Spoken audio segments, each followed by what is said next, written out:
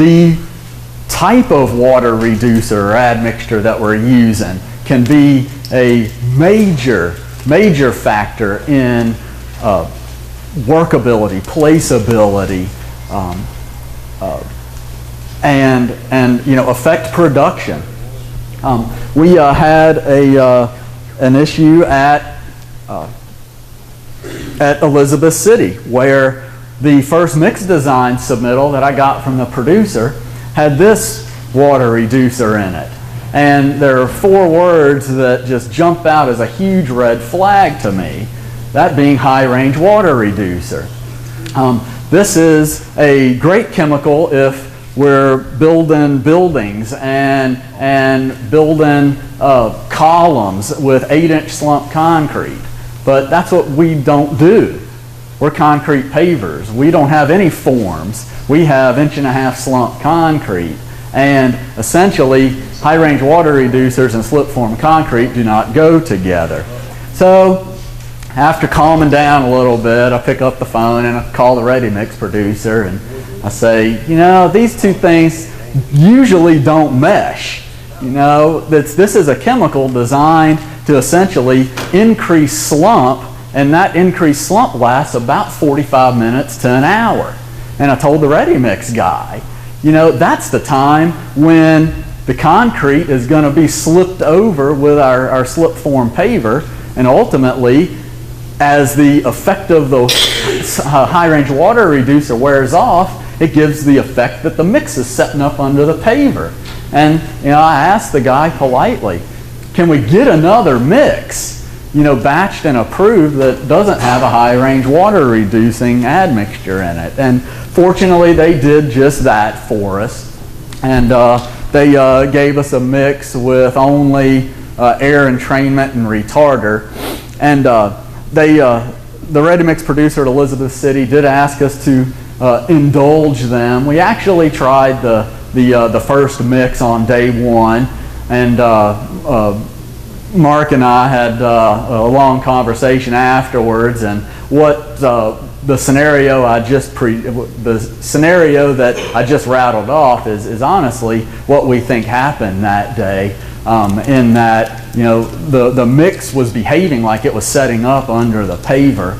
And so late afternoon on day 1 at Elizabeth City, we got together with the ready-mix producer. They visited us on site, and ultimately we talked to them about a few other things, but we said, hey guys, on day 2 tomorrow, can we try this other mix? And it ended up working out. We essentially paved the rest of the job with mix number 2 instead of the mix with high-range water reducer. So just something to keep in mind. Raw materials, our materials are very important. They can make or break us. So, sticking with materials, shortages are becoming more and more the norm, more and more reality for us. It's very nerve-wracking for all of us in this room. Our livelihood can depend on one specific material possibly being available, and if it's not, we don't want to be floating down that horribly named creek. But a surprise shortage, yeah, that's right, 4-letter word, creek, right? But I got a huge surprise late summer.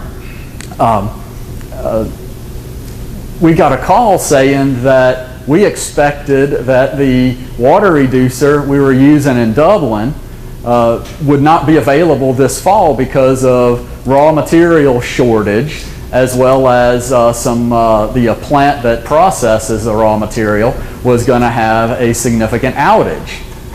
And say a few cuss words and pull out some more hair.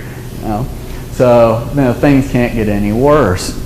Ultimately, it panned out to where we didn't get the short end of the stick. We worked with the supplier, we worked with the department. We got a couple of backup mixes approved for use. as quickly as we possibly could have.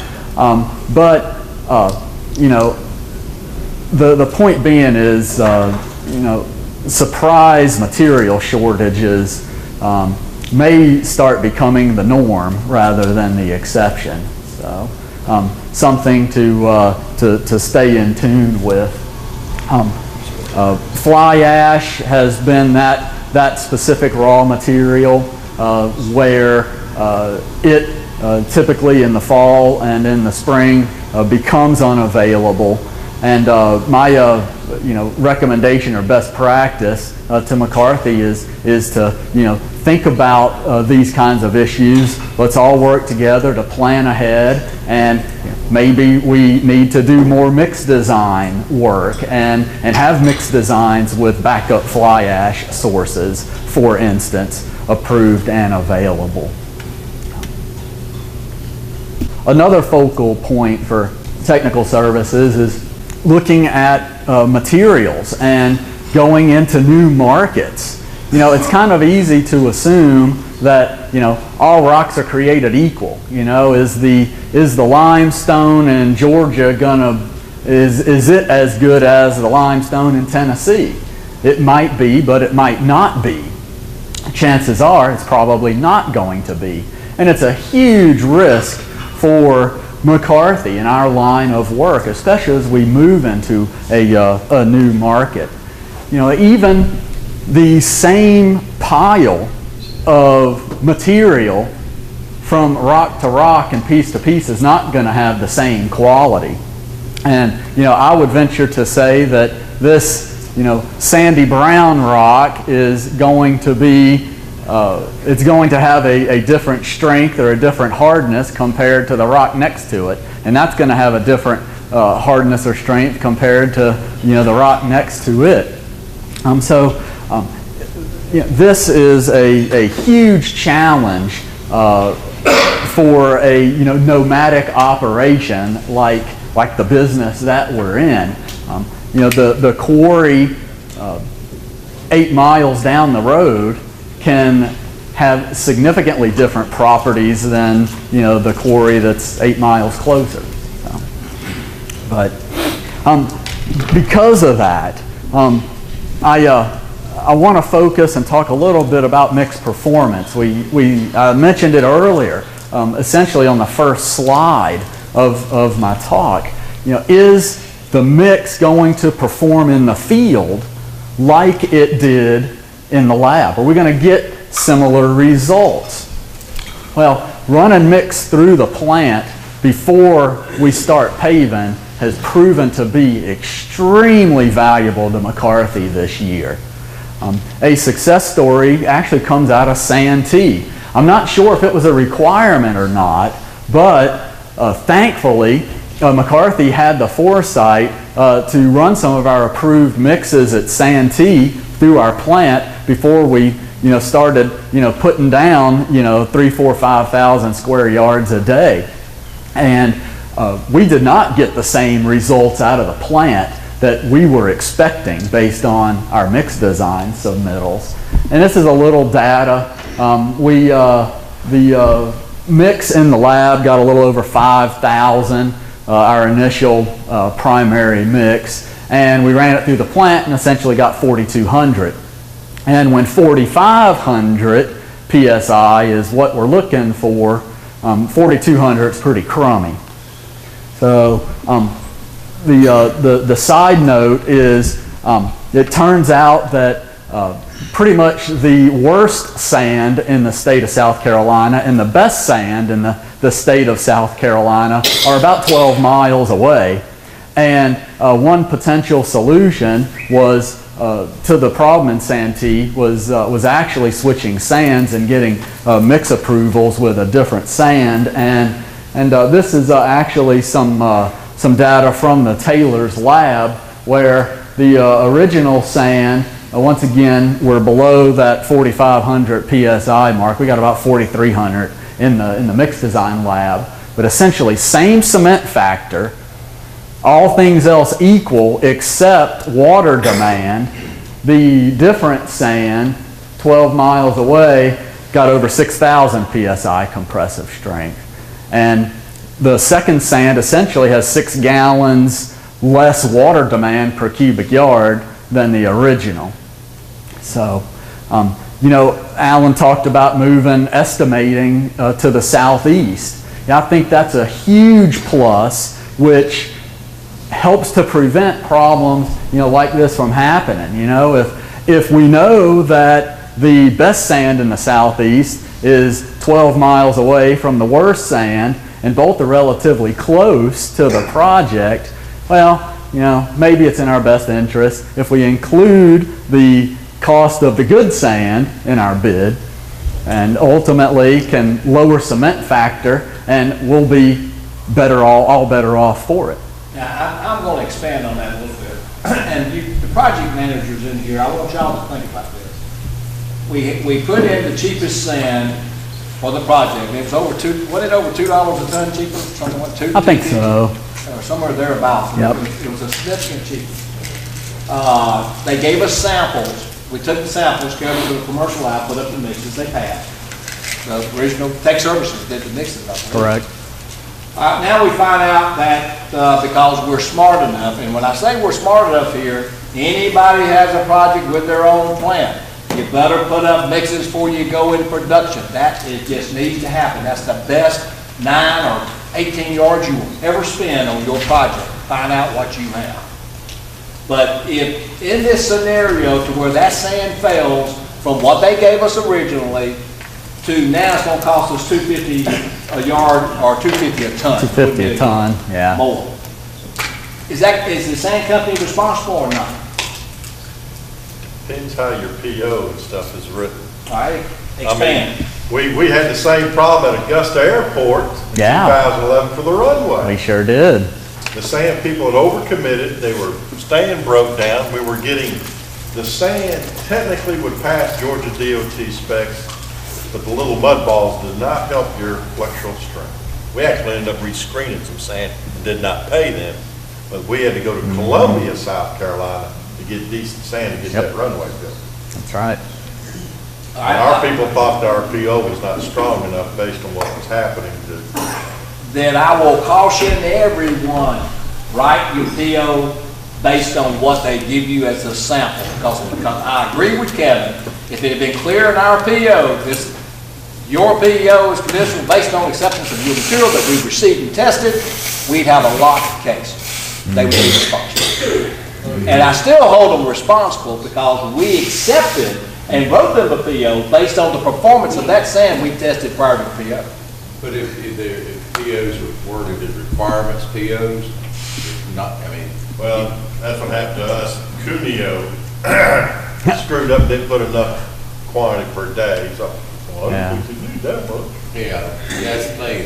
If you sit there and say it's per requirements, Yes. it's not necessarily the spec. It's what you're requiring. It's what the job requires. It's what we want. It's what Now, I want everybody to listen to what these two gentlemen are talking about right now, because you're right, you're going to be writing POs. And these materials, the same way that Scott has described here, they're more variable today than they have been in the 30 years I've been doing this. Yes, they are. I'm telling you, we're going to run into shortages. That's right. And that sand, if you looked at it, you would have never guessed it had the clay in it that you found. Right. You would never guess it. We have a case here to get our money because we tested it. It is out of spec. We did sign a PO for it to be SDOT sand. So we do have a recourse here. But we need to pay attention to these POs on these materials. Yep. I'm just telling you because these guys don't care. And the other thing is what Scott's pointing out is even though something is SCDOT or GDOT or whatever, I don't care whether it's ASTM C33, doesn't mean it's any good. Right. That's up to us. And playing devil's advocate against project management in a constructive manner, you start restricting the vendor, they're going to tell you to pound salt and walk away. So it's really all the due diligence is on us, no matter how something's written. Right. That's the balancing act. Up front, you're better off. Absolutely. We can't really prove it, but I suspect that the Calhoun sand 6, 8, 10 months ago had a little less of something in it compared to what it has now. A little less clay, a little less mica, a little less something. Because they were in mining in that time, right. they didn't have the same clay content that you found. Exactly. We can't prove it, but the water demand in the mixes that we put up in the mix design phase with this sand in question was 32.5, 33 gallons per yard of water, give or take a little bit. And then, 8 months later, it's up to 35.5. So. And the thing is, when you make sand or you make rock from a quarry or a pit, much like if you make cement from a cement plant, if the cement chemistry is bad on cement, guess what? You're still getting it. They got nowhere else to put it but to sell it to you. It's coming to you. And that's sort of what's going on there. I.e. giant cement. And all of them. That's one of the worst perpetrators we've had over the years. Yeah. When they're good, You really they're got to good. be careful with giant Yeah. electrical strength. When they're good, and when they're bad, they're horrible. Right. I'm gonna tell you, I was out, through it, but one company, they wouldn't even take the quote. We, at Hardaway, Robert, Tilden, Yeah. we ain't taking that quote, we ain't using that crap. And I got stuck at Columbia Airport on a job using it with our Hagenator plant, dry bag plant, and took films. And they made it good. What hurt you? Giant? Giant, hot cement. It is hot cement. I've used Yeah. it, but not enough of it to help it. All right. Once was It enough is. for me. Yeah, typically the early strengths with Giant are better than most of the other South Yeah, Carolina early strength, cement. 28 days, we were failed. It's got Yep. Yep.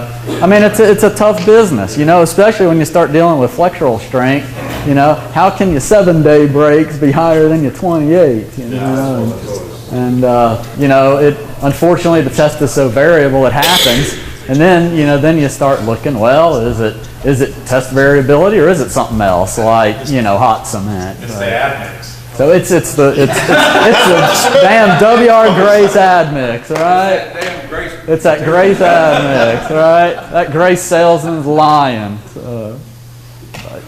But anyhow, the point being is a lot of times, some of us will gripe, a mix verification's required, we gotta, get everybody there a month before we pave and, run mix through the plant and verify the mix and do a maturity curve and all of this. But point being is, there's costs there and it's a nuisance, but it can be a very valuable thing to do, whether it's a requirement or not. So. It should be SOP funds to check the mix.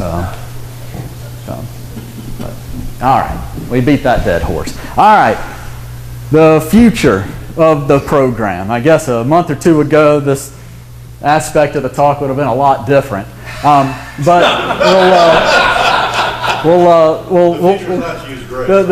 the future, I guess, technically isn't up to me anymore.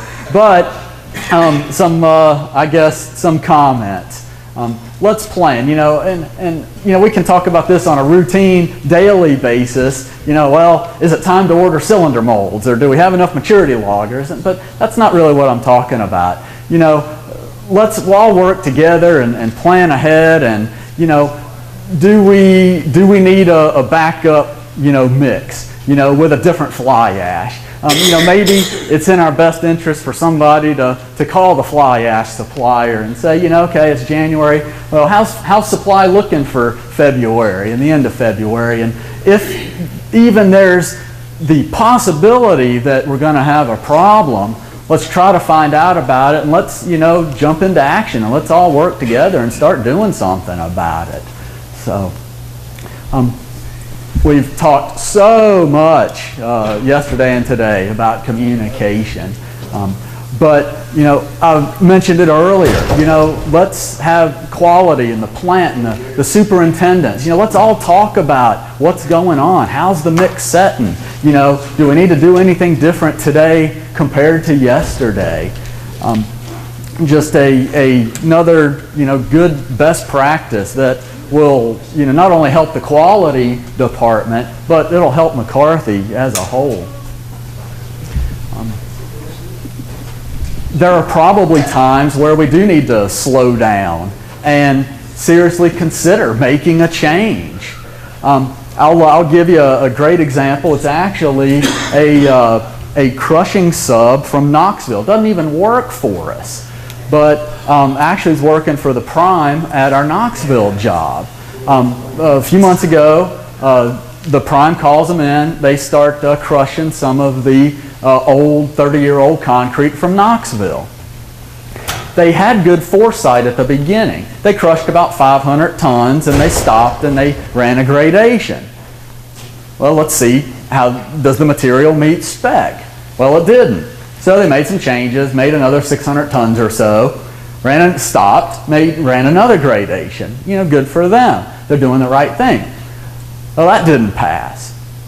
So they made yet another change to their process, made about 1,000 tons, ran a gradation, it passed.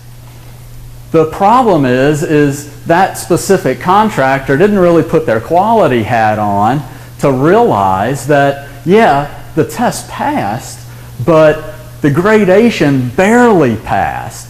The magic number was 37, and the test result that they got was exactly a 37. They were at the very, very, very low limit of the gradation spec. Ultimately, what happened is they were happy with that. And, I got involved at that point and ended up having some phone calls, made a trip up there. From a testing perspective, we had a good thing going. The materials being produced, somebody had the foresight of testing, but what the crushing sub fouled up on is they didn't think about the law of averages. If they have 1,000 tons of material and they have a test result at the lower limit of the spec, the law of averages says 50% of that pile is good and the other 50% is bad. Or in other words, the next time I pull a test, if I'm at the spec limit, there's a 50% chance that it's going to pass, there's a 50% chance it's going to fail. And ultimately, they're crushing about 1,500 tons a day. And a few days later, the owner shows up. I happened to be there that day also. We all got samples that day. Well, the owner's sample failed gradation. It was too coarse. And so now the crushing, so they have a huge problem on their hands because now they have about 10,000 tons of crushed recycled concrete that doesn't meet spec that the owner's not gonna accept. And if they would have just paused and slowed down a little bit instead of going all gung-ho, I've got one test result that barely passed, well, I'm sitting pretty, I'm good. They really fouled up, and what they should have done was, made another slight process change so that, the material was more towards, not as close to the low end of the specification range. And long story short, they ended up having to blend the 10,000 tons of questionable material with some crusher fines that they had left over from the Knoxville airport from crushing 57 concrete rock for the prime. But anyhow, really they fouled up because they had to take the extra time. I don't know how long it took, a week, 2 weeks, to essentially start blending 10,000 tons of what they thought was good P3O4 with 3,000 or 4,000 tons of some fines. So they ultimately shot themselves in the foot, so to speak, by not slowing down, thinking a little bit, planning ahead, and maybe making a change when they should have. And ultimately, they did their dead low best to make us responsible. Right. That's Because right. they're a big contractor, right? Mr. Sean Lynn got involved on that one and Told them the absolute truth. They got very, it's easy to get nasty on emails like this. Yeah. I didn't get a Christmas present. Yeah. Neither did I. But it worked out, but we are doing. All right. All right. So, you know, sometimes taking an extra day or a half a day to think and plan can save, you know, somebody or a contractor wasting an extra 2 weeks of time to you know, make it right. So. Well, and again, it's just because it meets specs doesn't mean that it's going to work. You know, we had That's a right. rock in Charlotte that all of a sudden we started having edges fall. And That's it was right. because the rock was actually at the limit on the course side, and so That's right. it had no fines to hold it together. So next thing you know, we've got down edges that are just popping off. 30 minutes, Yep. you know, 30, 45 minutes after you got done, it's just going boom. And it's like, what the hell? Now, wait a minute, what was the reason with that now? What? They were coursed up. They were trying to meet the 67 and the 57 stacks, and so they were running the upper limit. So it was just too coarse. It was very coarse Very rock. coarse Yeah. rock. Yeah. North Carolina's got that kind of bastardized. Yeah, and it's, yeah, and they 57, basically had no fines, you know, didn't have a whole lot of fines. Matter of fact, when you looked at it, some loads, you said, there's something wrong here. They're And the loader making us- operator was like, something's wrong here, it looks funny, 67, Yeah. 2 course, you know, and. Yeah, 2 course of a 57. of a 57. Right. Or they scalping 57. I don't know. Yeah, don't know exactly what they were doing. You don't even want to think about it now, do you? Yes and no. But it, I mean, it met spec. Barely, but it met spec. But that gets into Just that, something needs spec, doesn't need work. that gets into that requirements for PO thing. Yeah. And, you know, that's where, you know, a good loader man that's technically not a member of the QC team can really, you know, pay dividends to the entire organization. You know, if he tells the plant foreman, you know, the rock we're getting today sure does look different. Look, you know, to me it looks coarser than it was yesterday. You know, and if we start publicizing that and start looking around, you know, the sooner we can cut off, you know, coarse rock that can potentially lead to edges falling, you know, the better off we're gonna be. So, you know, we talked a lot about establishing that safety culture amongst us. You know, that's a prime example of, you know, establishing the quality culture amongst us all. You know, the loader operator becomes a member of the quality control staff in that specific instance. And my final comment is, no matter if we're in environmental, accounting, safety, QC, project management, let's all please conduct business ethically and with integrity. We do a great job of that. Don't get me wrong, but one slip up by one person can sink the whole ship. Ultimately, if McCarthy gets, you know, thrown off of a job because, you know, somebody pencil whipped some data that, you know, we forgot to run a test on, or whatever, you know, McCarthy can't afford to not be able to bid work or do work in a state, and a specific employee could ultimately end up, you know, losing certifications, losing their job, and getting banned from working in a state. So my last comment is, let's all continue to keep ethics and integrity at the forefront of what we do on a daily basis. That's it. A little asphalt humor for everybody to end. Yeah. If you're friends with me on Facebook, you might have already seen that, but I loved it. I laughed when I saw that. So I'm only going to be up here pretty quickly because I'm going to go over electronic timesheets. I think Peter's going to mention it in his talk as well, but I'm going to do a little bit deeper dive. We're not going to spend a ton of time on this because it's something that all of you have been trained on in the past, but I'm kind of going to go over a few of the gotchas. And I guess one of the first things I should say is I stole these slides from Peter, so thank you, Peter. I added a few little things, but he deserves the credit for the work on them. I know. That's why I didn't put the little copyright and trademark on it. So these are courtesy of Peter. But I'm going to go over a few of the gotchas, things that we've noticed that are wrong. And one of the major things I really want to stress here is, I know that we've trained everybody on this, but I also know that there are people who don't necessarily have as firm of a grasp on it as they would like to. Those individuals who may not want to raise their hand during this type of thing and say, hey, I don't really understand. Now, I do encourage you to do that too. So if there's something you don't understand and you're not shy, go ahead and throw your hand up. I'm happy to answer questions.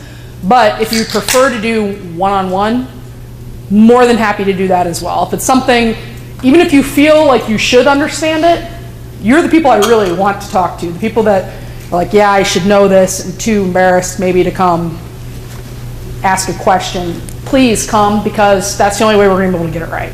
And so the more correct these are, the better off we're going to be, the easier the reporting's going to be, the less you're going to hear from accounting telling you your quantities are wrong, you need to update this. It's going to save you time if you get this done correctly the first time. So like I said, don't be shy. No one's going to be upset. If you don't feel like you understand it, come to me or come to Peter, whoever you feel comfortable with on that. We're happy to help. So on that note, oops. So the first things first, major gotcha that we see quite a lot is turning on the macros. If you get a new computer, if for some reason the system updates and things get reverted back, we have to get your Trust Center security settings. There will be a yellow line that's across the top. If you find that you're having trouble clicking on things, if you're trying to click to send for approval, or if you're trying to add someone in, it won't let you.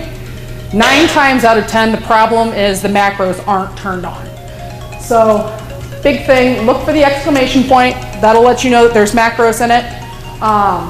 Enable it on the startup. It's a yellow bar right across the top. It has a box that says enable.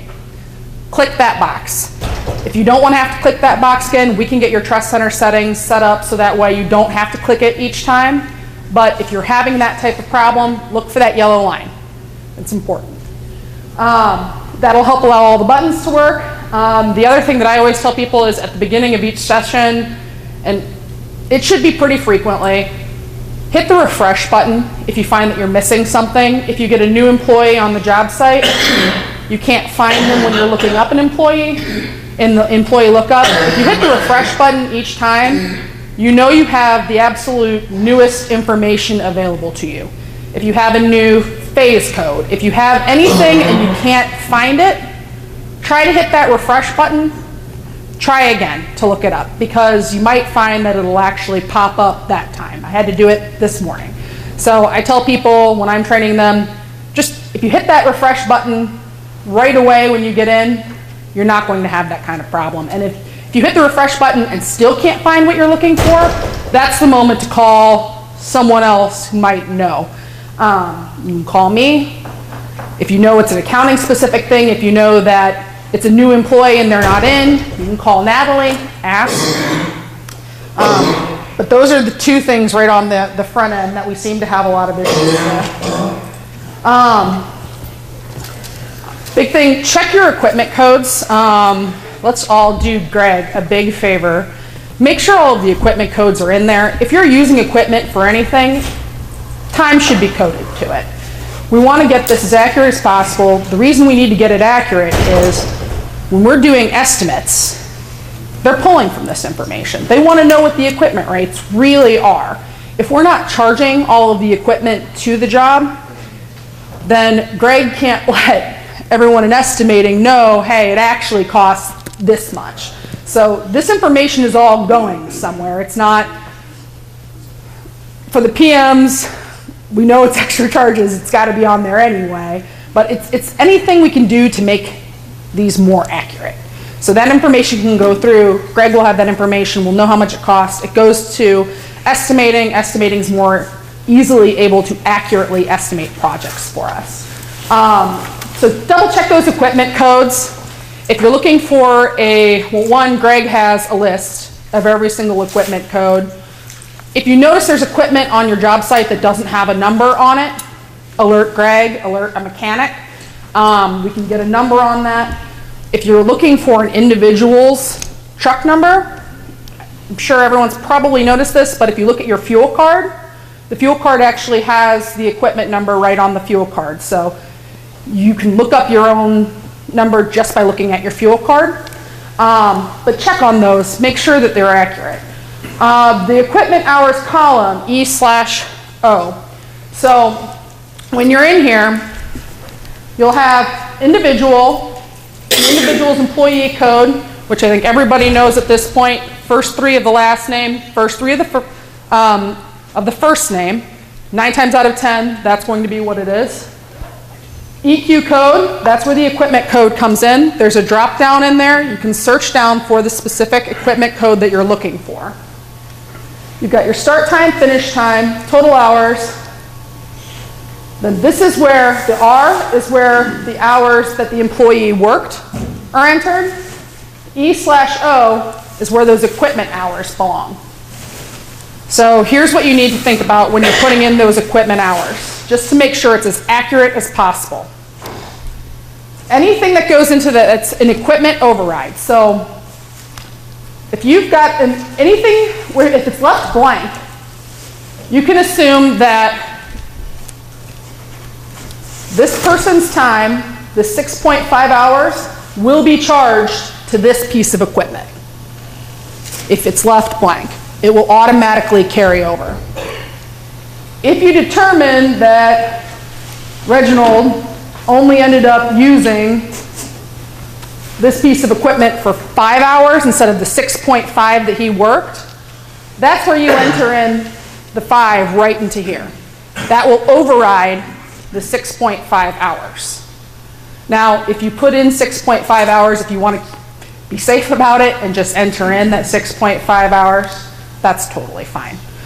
As long as you're getting it in there, getting it in accurately, that's what matters. Also important to note, if there's a piece of equipment that is assigned to an individual each day, and they're not using that equipment at all, that time will be charged if you don't put a 0 in the box.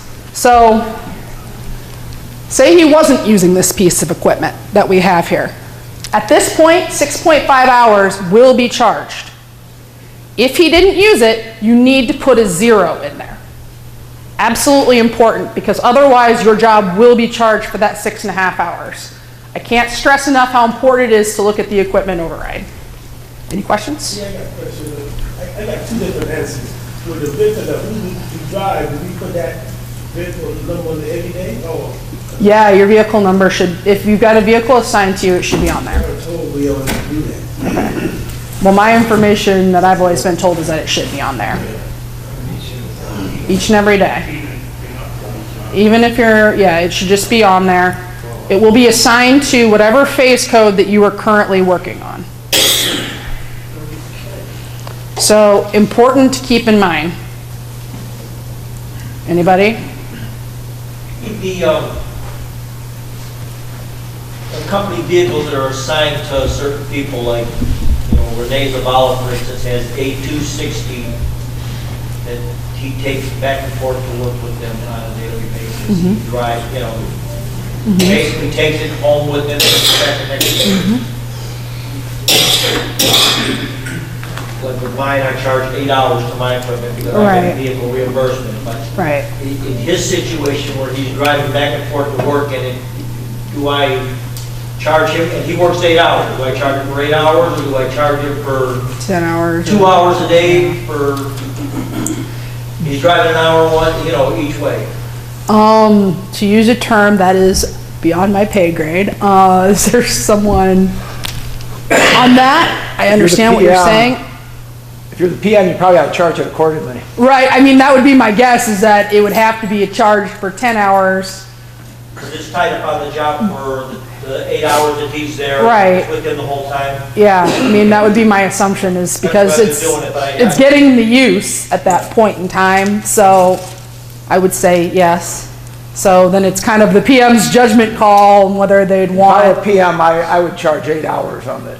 You would charge 8 hours, not, Just because you're trying to determine how much the cost of the job is, and the coming and going is probably.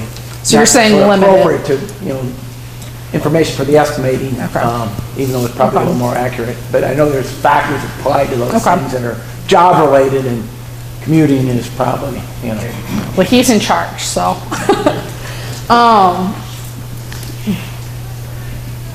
If you have an individual who has two pieces of equipment that are assigned to them, you can actually put that next piece of equipment on a blank line, enter in the time under that. It doesn't, we like it to be assigned to an individual because you can see who's actually using that equipment.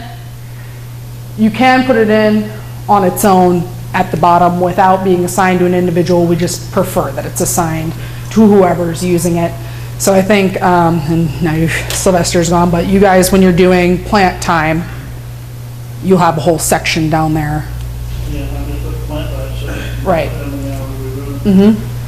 So keep that in mind because you'll see those charges and it's important to try and get it, because no PM wants to see 12 hours of paver time on a day that no paving occurred. It's expensive, and I can tell you right now, having done it with accounting, it's difficult to get it removed. So save yourselves the time, the frustration, and the extra charges on your job. And just make sure to take a look at that before it's turned in. Okay. So for where the timesheets go after you hit the send for approval, this kind of goes over the shared folder. Does everybody have access to the shared folder that needs access to the shared folder? Project managers. PMs. Okay. So this is just a little diagram. Thank you, Peter, again. Where to find that shared folder. And another thing, some superintendents or foremen, whoever's turning in that timesheet, will copy you, but don't assume that you've been copied. That happens quite a lot. It's an issue that has come up. So make sure that you're checking each morning. If you don't see it, get in touch, because everybody knows that they need to be turning in their timesheets, getting them accurate. So that's just a brief, I know that's a question that we've actually had pretty recently. Yes. So I've had to get a different template. Anybody that comes on the Savannah project that turns time into me has to use the updated template because of the system that I have. And I noticed that sometimes, for instance, somebody will give me a timesheet that doesn't have the template. So just to make things easy, I just go to my template and I redo their time and I send it in, but it doesn't show up obviously on the approved list. Right. Is that a problem? What I would do in that situation, I actually did this morning. I filled in one for someone. I actually sent it to be approved, and also from the same timesheet, turned it in. So I sent it to the approved, just moved it over to the approved file, and did it that way. So that way there's a record of it. So, and it'll have your name, but if you know. If you're doing a search, and I've searched through that approved folder before, I'm either searching by my name or I'm searching by an individual's name, so, or by job number. But that's how I've done it in the past, is if I've had to do it, just turn it in anyway. You can actually turn it in and approve it. You don't have to reopen it or anything. You can just move it over, which then takes you to the next point, which is when you're actually in that Southeast Paving folder, make sure that after you open and approve the timesheet, that you move it to the approved timesheet folder and that you delete it out of the general folder. But obviously don't delete until we've got it moved over, but keep that cleared out. And I've noticed, I looked today, people are generally clearing their things out, but make sure that you're doing that. Okay. which we already covered this in the shared folders.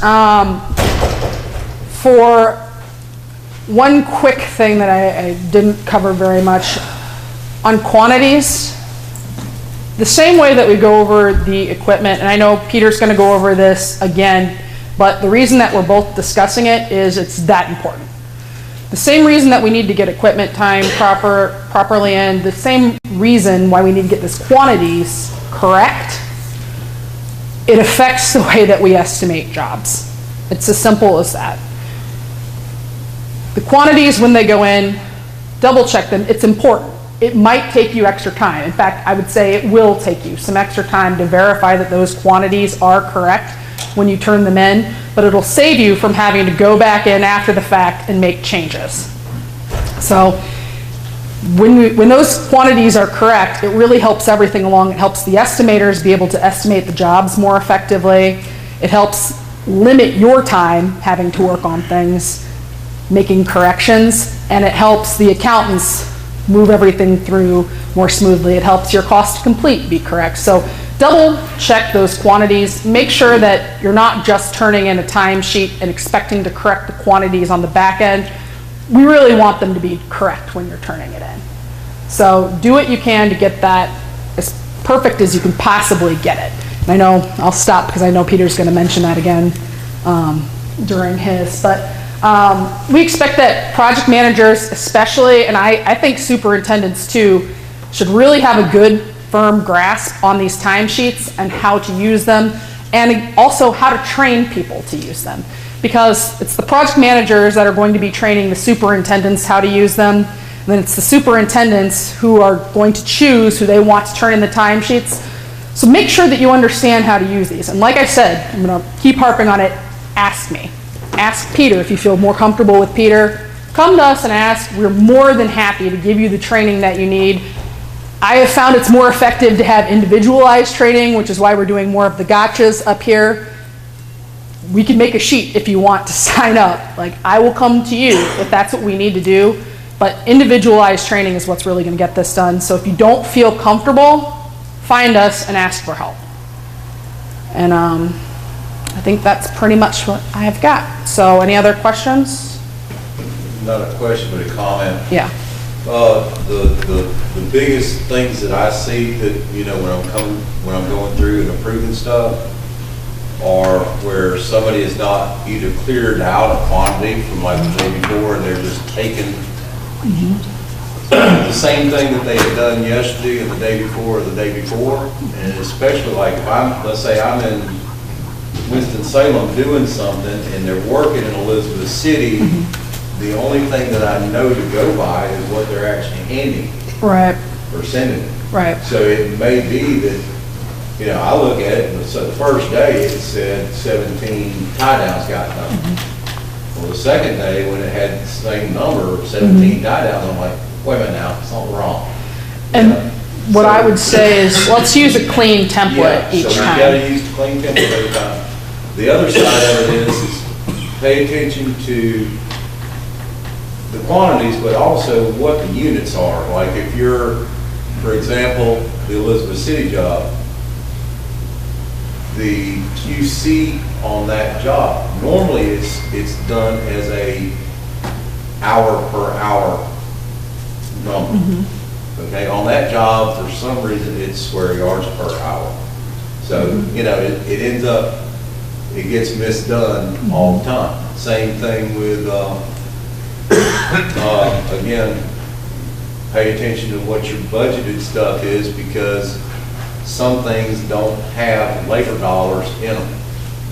And so next thing you know, you're going to go back at the tail end of the week and redo quantities with Natalie, or you got to go back to CTC and change stuff and move that labor cost back into a piping item or wherever it's supposed to go, and it just makes stuff very more complicated than it ought to be.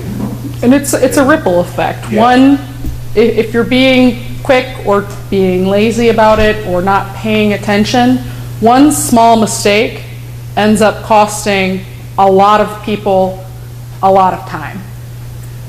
And those are, I mean, it's real. Yeah, and these are small things, but they actually have cumulative effects. And it's just, they end up, it can end up being a big deal for us. So I guess where I'm going. Absolutely. And those are things that are just pretty much things that I've seen happen almost every single job at one time or another in the year that we've been doing this together. Absolutely. Anybody else? Yeah, but it's lump sum, it's only once. Right. Yeah. One time, Exactly. that's it. Yes. Any other questions? All right, again, one last time, if you do have questions and would prefer to ask on an individual basis, I am available for that. So don't be afraid. I can give you my cell phone number, I can give you my email, you can find all of those on your own too. But happy to do what we need to do to help with this. And I will be visiting job sites more frequently. I'm going to be heading around, not once a week like we did at the beginning of the year, but I will be coming around at least every month or two to visit. Prime opportunity to ask questions. So don't be shy. I'm at least moderately friendly. So thanks, guys. Thank you.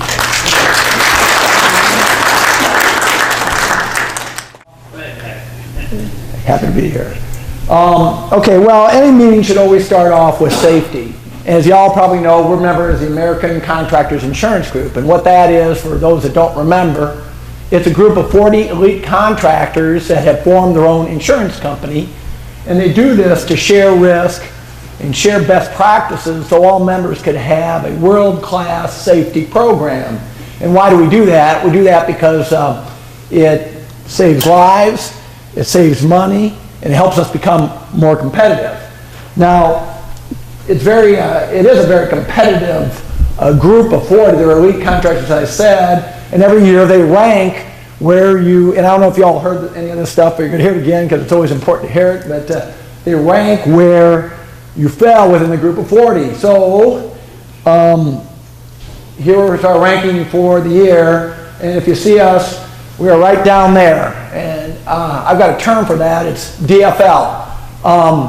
We're absolutely on the bottom of all our peer group. We are the bottom of all 40, which is, nobody likes to be a loser, and that's where we are now. This is an elite group, so just because we're at the bottom of it doesn't mean we're bad at safety, but all the other members in our group are improving at a faster rate than us. And it's interesting because I've been the chairman of the best practices steering committee for the last 2 years, and they decided I could do it another year, which is the biggest meeting they have where we share our best practices. So I got to go up there and give a speech, and I know everybody's going to be thinking, why you guys, what are you talking about? You're last. But as I said, I think we could do better than this. We need to do better than this, and we need to improve. Now, when we say we're last here, you can see we are improving in safety. This is our safety results,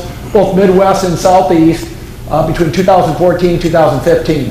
And if you look at the top, you can see 2014 we had 4 lost time accidents. 2015, no lost time accidents. Very good, outstanding. 2014 restricted duty, we had a total of 14. 2015, a total of 9. Well, not so good, but we're definitely improving. These other metrics are something Midwest. The MW is the Midwest, the SC is the Southeast. Our other metrics, the Midwest is looking. Then we get down to lost days, and Midwest, well, total we're at 374 in 14 and 0 in 2015. Here again, excellent. Days restricted, 2014, over 1,000, you know. 2015, we got it down to 317. So you can see we're definitely heading in the right direction. And probably one thing you might notice if you're looking at all this is that the Midwest, which is doing okay, the Southeast is still quite a bit behind them. So our best chance to improve our rate of safety is in the southeast right here.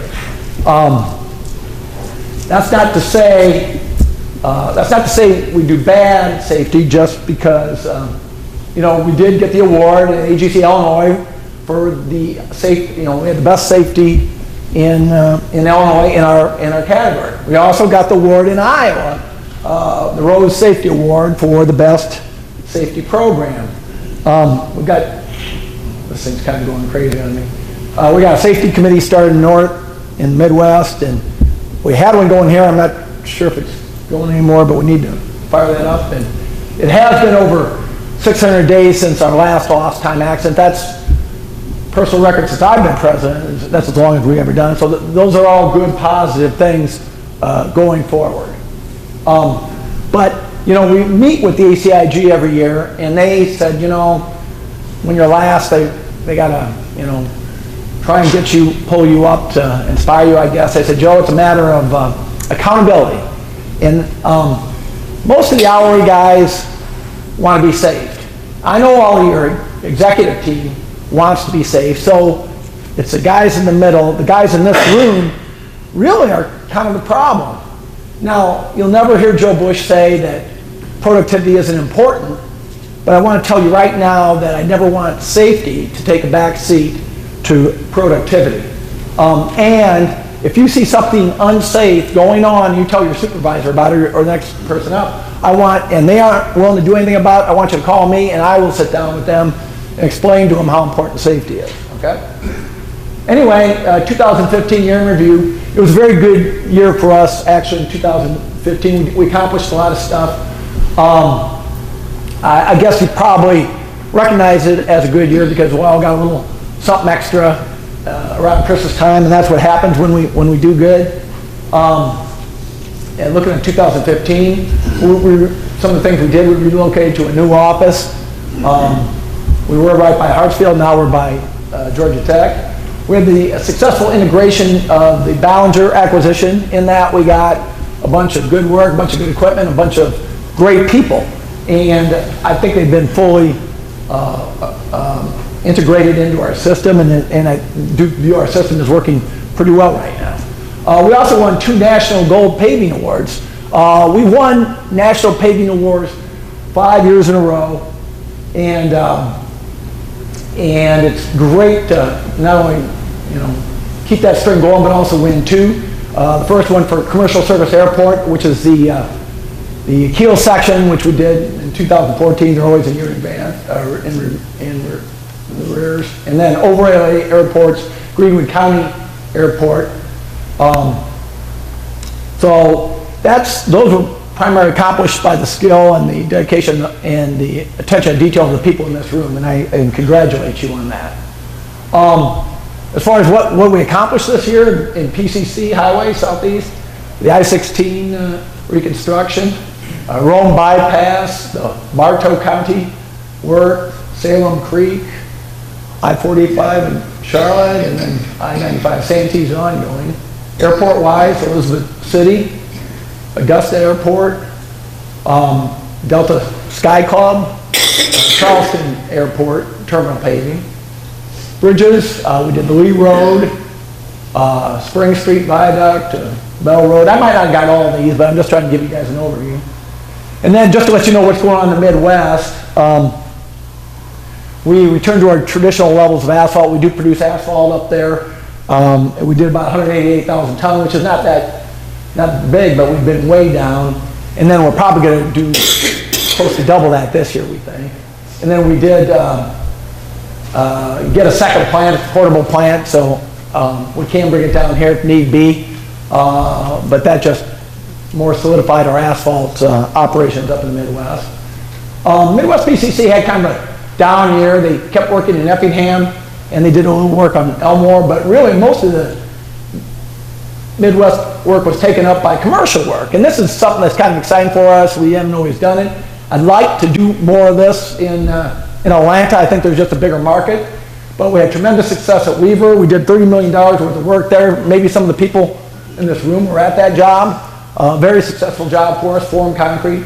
And then, this was fun for me, we completed a 7.5-story hotel. We did the We did post-tensioning slabs for 7.5 stories. We've never done anything like that, and that was just fun for me to try something different. And I know they do a lot of that around here, so at least they can't say we've never done one anyway. Also, we were named to the Engineering News Record Top 400 Contractors. Again, this year we checked in at number 321, which is the highest we've ever been. So then, how does the future look for us? Well, you might notice he's wearing shades, and he's doing that because it's so bright. So, you know, I told that same joke at the Midwest, and nobody got it. But anyway, so I explained it more. Anyway, finally, we've got a 5-year highway bill. Congress finally got their act together.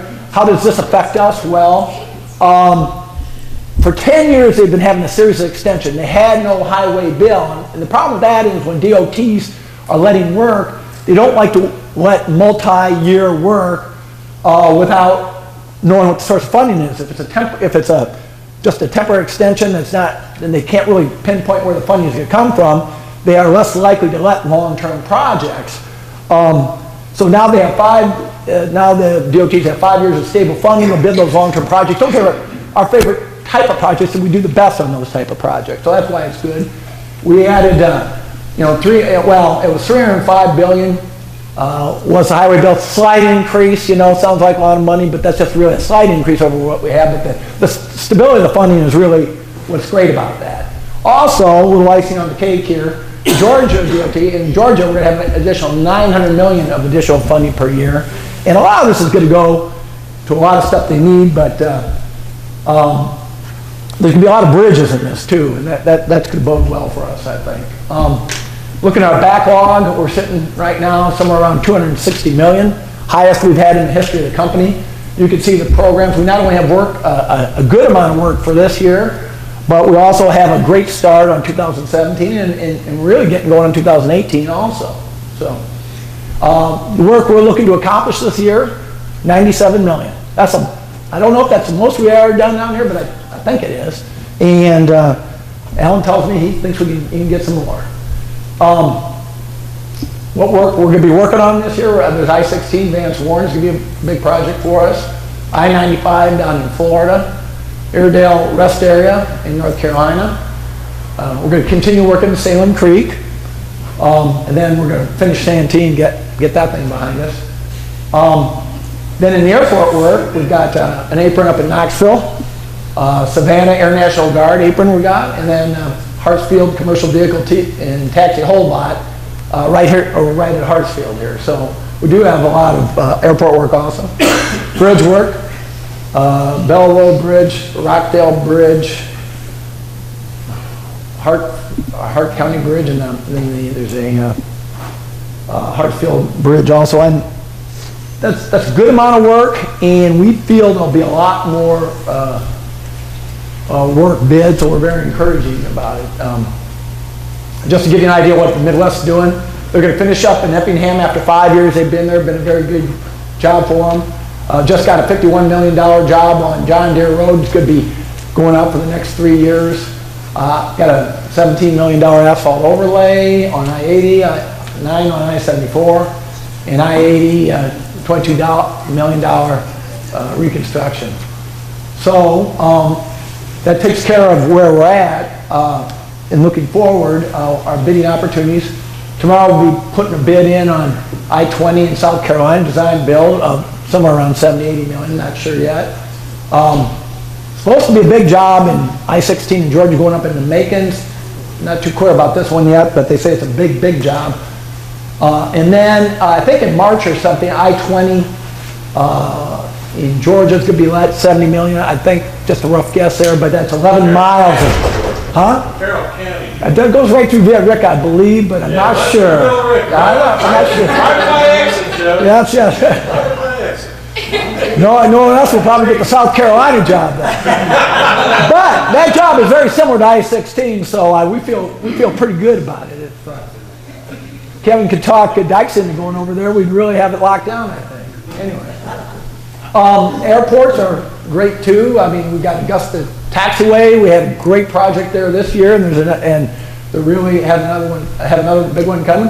Hartsfield end around taxiways coming up, a $60 million project. That job will be bid in 16, built in 17. And same way with the North Cargo Apron, it's about an $80 million job, might even be bigger. So with that said, I just wanted to give you guys an overview. I want to thank you for a great 2015. Let's have a great 2016. With that said, is there any questions? Anybody? All right, thanks a lot, guys.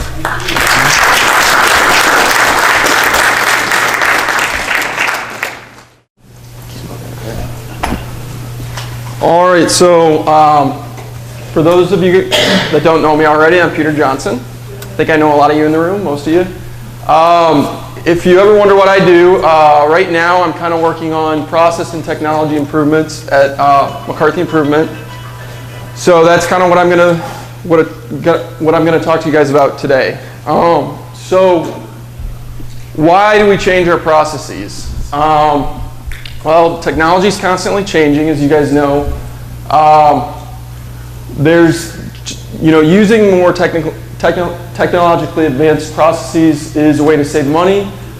We can provide better quality product to our customers, and it can help us provide a positive experience for the client, and it also is for you guys. We know that realistically, although we love having everybody here at McCarthy Improvement, not everybody is going to stick with us throughout their entire life. So, we want to make sure that the employees have and develop the skills that they need in the construction industry to be competitive. So I had a video there, but I'm not going to do it.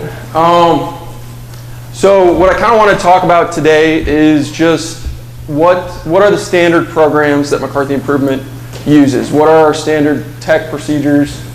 What training is out there? Realistically, I know you guys are out in the field all day. You don't necessarily sit down in front of a computer all the time, so sometimes you need training on this stuff. So that's one of the things we're going to talk about. What changes are we working on? This kind of stuff we're always trying to improve. So I like to give you guys a heads up because everybody here has great ideas about ways that we can improve these things, and I just love to hear those ideas and get that influence. And lastly, if you guys have any questions, I'll try to address them. I got a lot of different stuff we're going to cover, so we'll get to everything that we can here. So just an overview, I'm going to talk about Device Magic first, which is the new Forms app that a lot of you guys are using. And then we're going to really briefly talk about the timesheets and also go over quantity and quantity management, like Maureen said. I've got several different subjects related to project management tools that I'm going to cover, and then just a few miscellaneous things there near the end. So I know I'm going to go over a lot today. It's not really going to be a training session. It's really going to be more of just this is what's out there, this is the training that is available, and here's what's coming down the road. So if you guys have questions, please feel free to email me about them. So as you guys know, Device Magic and Forms, Frank already talked about it a little bit. This is the daily reporting and Forms app that we're using. It's used for safety forms, project management, or kind of like job report forms, incident reports, and it's used for some equipment forms as well. It's available for iPhone, Android. You download it from the App Store, so in order to get it, you do have to have an Apple account, and if you need help signing up for that and you want to get it, just let us know. That's actually the most difficult part of getting the whole thing set up. And then once you get it downloaded, I need to approve it. If you put the code in for our company properly, it'll send me an email and it'll say you've got this person to approve. I go in there and I approve it. If you have any trouble whatsoever, give me a call or email me and I can help you get it set up. So this was actually something that it came as a request. I think Steve Johnson actually last year said something about, or somebody said something about, why can't we get some of these forms off of paper and onto our phones. You know, everybody's got their phone with them all the time. So that's kind of how this developed. We're hoping that it's an easier process. Another benefit is, you know, it doesn't require the internet to fill out. You can fill out the form. If you don't have a good internet connection, you can fill it out, wait to send it, or even if you do hit submit on it, it sits on your phone until you have a good enough internet connection to send it through. And once you get that internet connection, it'll send through. So you kind of can do it, don't necessarily have to worry about it, and it'll, 9 times out of 10, probably 99 times out of 100, it's going to go through. We've had a couple that don't, you know, that have mishaps, but for the most part, it works pretty well. Then it also, another benefit is the office control. Like in the back office, they control the distribution of the forms. So we can make sure that they get to where they need to go. You guys don't have to worry about that. You always have the latest version of the forms. You don't have to worry about having, you know, calling up Rene or whatever. It'll just automatically upload on your form if we make a change to it. And it's all, basically all the information, when you guys submit it, it all goes into one place. It's searchable. If we need to find something at a later date, if we had an incident or anything like that, you know, we can just hit a search, you know, search on the computer and find that information. So one of the questions I get on these is, can the project manager see these forms? The answer is they can and they can't. So they're not always going to get copied on it automatically, just because the way this particular app works, it's very difficult to set it up where they get copied on just their job and not every single job. So to work around that, I have it set up so that anyone that's submitting a form is going to, you know, there's 3 different kind of workarounds that I have. Anybody that's submitting a form is going to get copied on it. So if Sylvester submits a form, which happens a lot, where he'll get a copy of it and he can forward it to a project manager that he needs to. The PMs also have access to it through the shared folders, which is, or I guess it's actually the public folders in Outlook. That's the same place where they keep all the timesheets. They can go in there and look for them there. And then the last one here is all the forms actually have a place for you to input an email address. So one warning I put on there is if it's important to get that email address correct, because otherwise the form will get stuck. And I can usually go in there and I fix the email address and get it sent out to the right person. But that's one thing I've seen, you know, so if you're not getting copied on, if you're not getting your form, sometimes it has to do with putting the email address in incorrectly. We already did the demonstration of it with the safety guys. So future developments with this, this particular app is, it's, you know, there's a lot of different apps that are out there that do kind of the same sort of thing. This one was one that I picked out because the price was good and it had a lot of the features that we wanted. I know that there's been a few things that people have requested that I just really can't do with this particular app.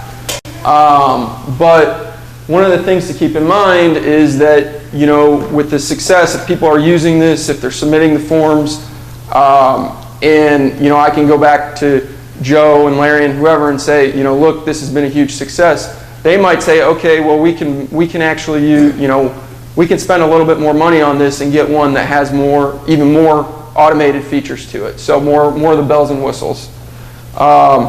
I'm always staying up on whatever new features that they're adding to this, and this particular company is kind of adding new things all the time. So I try to incorporate those and kind of make it a better system for you guys. There's really no formal training that we have on this. You can always ask me for help. I know most of the guys that are using this regularly will probably tell you kind of it's a little tricky just to initially set it up, but once you get in there and you actually start filling out the forms, they're not too hard to do. There's a lot of guys out there that are doing these on a daily basis. So I send out a report weekly that says, you know, what forms were submitted last week. If you haven't done this and you want to know how to do it, one way to figure that out would maybe be to look at that report and say, Tim Churchill submitting these forms. I'm going to go ask Tim if he can help show me how to do this. It only takes a couple minutes, and I know sometimes that can be easier just because, you know, Tim's out on the job site. And then they do have online stuff, but again, I would say that should be your last resource. You know, feel free to ask me or somebody else that's using it. So the next topic here is the timesheets and quantity management. And Maureen already did a great job kind of covering the kind of some of the gotcha things with the timesheets, some of the things that kind of screw people up on them. So just a quick overview. As you guys know, the timesheet is an Excel spreadsheet. It's supposed to be turned in daily, I believe 1 hour after shift. And the project managers are supposed to approve them daily by noon the following day. So the benefits, there's a lot of benefits to this electronic timesheet, and I know that sometimes when it's kind of getting glitchy on people or they're having problems, it can be easy to forget the benefits, but it's easily updated. As you guys know, if you got an internet connection, you can update it with all of the project information, the phase codes, the employee lists, everything that you guys need. If you've ever filled out a paper timesheet, I know some of the issues when you get the paper timesheet back to the office is that, you know, the wrong phase code was put down or somebody's name was misspelled or something like that happens. With these, there's really no way to do that. You know, it's like you can use the wrong phase code, but you're never going to put down, you know 99801 when there isn't a 99801 phase code. You know, it's got to be in the system. It's got to exist for you to be able to use it. It's a consistent format, so everybody's using the same thing. It's hopefully easy to use. I know sometimes there's little glitches to it that can be a little bit annoying, but and also one of the developments in the past year is that we've been getting these timesheets when they're submitted and approved in the right time. So if they're submitted the day, you know, an hour after your shift and the project manager approves it by noon, we get that into the system immediately. And we've been running daily reports with that. So where do you get the latest timesheet? If you have any question about whether or not you're using the proper version of the timesheet, you can just ask me or Natalie Witter, who's the payroll up in Iowa. Also, when all else fails, I know everybody just goes and asks Renee. She usually has the answer. So the next thing I want to talk about is this daily time card report. I've been sending this out now for a few months. I'm not quite sure exactly how long, but this was something that was made possible just by people essentially following the procedure and turning the time cards in and the project manager's approving it. So it's just a summary of all the time that's turned in. It also estimates the costs that were incurred that are incurred on the job for that week with regards to labor and equipment, and it compares those costs back to two different things: the original estimate and then the current projection from the cost to complete. And so it tells you how you're doing compared to the original estimate, and it tells you how you're doing compared to whatever the project manager projected last. And that can be helpful because, you know, as you're going through the month, if the project manager's projection is way off from what you're actually doing, they can see that and have a heads up that, you know, it's going to be a problem when it comes to the end of the month. So I know this is kind of hard to see, but and this is for those of you guys that haven't seen this. This is getting sent out to the project managers pretty much daily. It gets starts getting sent out Thursday morning, Friday morning, Monday, and then Tuesday. And it's usually about 36 hours behind, with the exception of it. Usually we don't get the first one out till Thursday morning. But this report summarizes the time, the labor and equipment time that is turned in each week. So the first section of this is, it's kind of broken up into 4 different sections. The first section here has a column for every day of the week. And then it's got a section for every phase code. The top part of it has your labor hours, and the bottom has your equipment hours. So you can see each day the labor and equipment hours that were turned in for that particular phase. The next section is a summary for the whole week. This first section is going to give you the hours, so labor and then equipment. The next is the quantities that were turned in. The next tells you the unit of measurement. And the last part of this is a estimate of the amount of the cost that's been incurred on the job for equipment and labor for that particular phase. And it is an estimate. It does kind of vary a little bit from what ends up at the end of the day, just because there's some things that are variable in there that they don't really figure out until the very end of the week.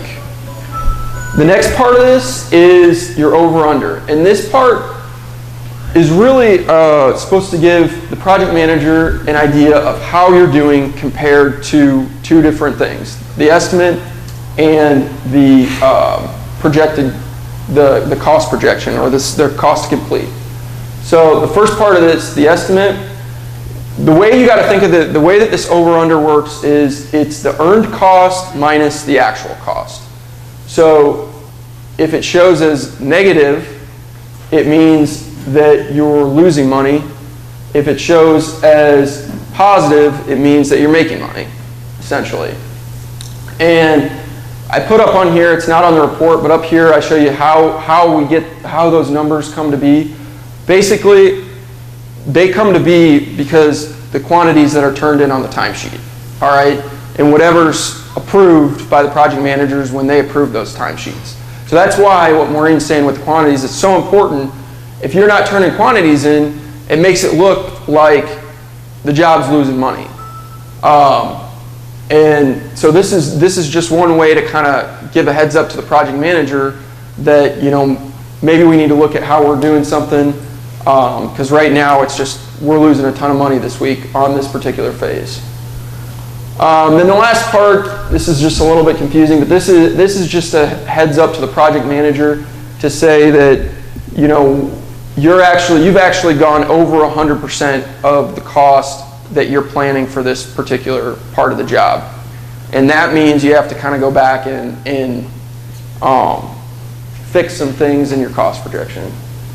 So the next, I added this part of the report maybe like a month or so ago, and I haven't gotten a lot of feedback, so if anybody has any comments on it, let me know. But basically all it is across the top you've got your phase codes, and across the side down here, and this is just part of the page, it's not the full page, but down the side here you'll have all the pieces of equipment that have been charged to that job. And so then it'll tell you that for this Chevy 1-ton truck, A2500, you had 22 hours that went to mixed concrete. And the reason I started sending this out with this daily report is because there's actually now, they started doing these things called attachments to the equipment. And all that means is that when you turn in, if that 1-ton truck has an attachment, and sometimes it'll be like a trailer, all you have to do is turn in hours on that truck. But in the system, it charges you, it'll charge those 22 hours for that truck, and then it'll charge 22 hours for whatever that attachment is. And Marana knows what I'm talking about. You don't always know what these attachments are on these pieces of equipment, and the job gets charged for them. So if they're not being used, it's good to, you know, say, look, this shouldn't be hitting my job. We're not using it.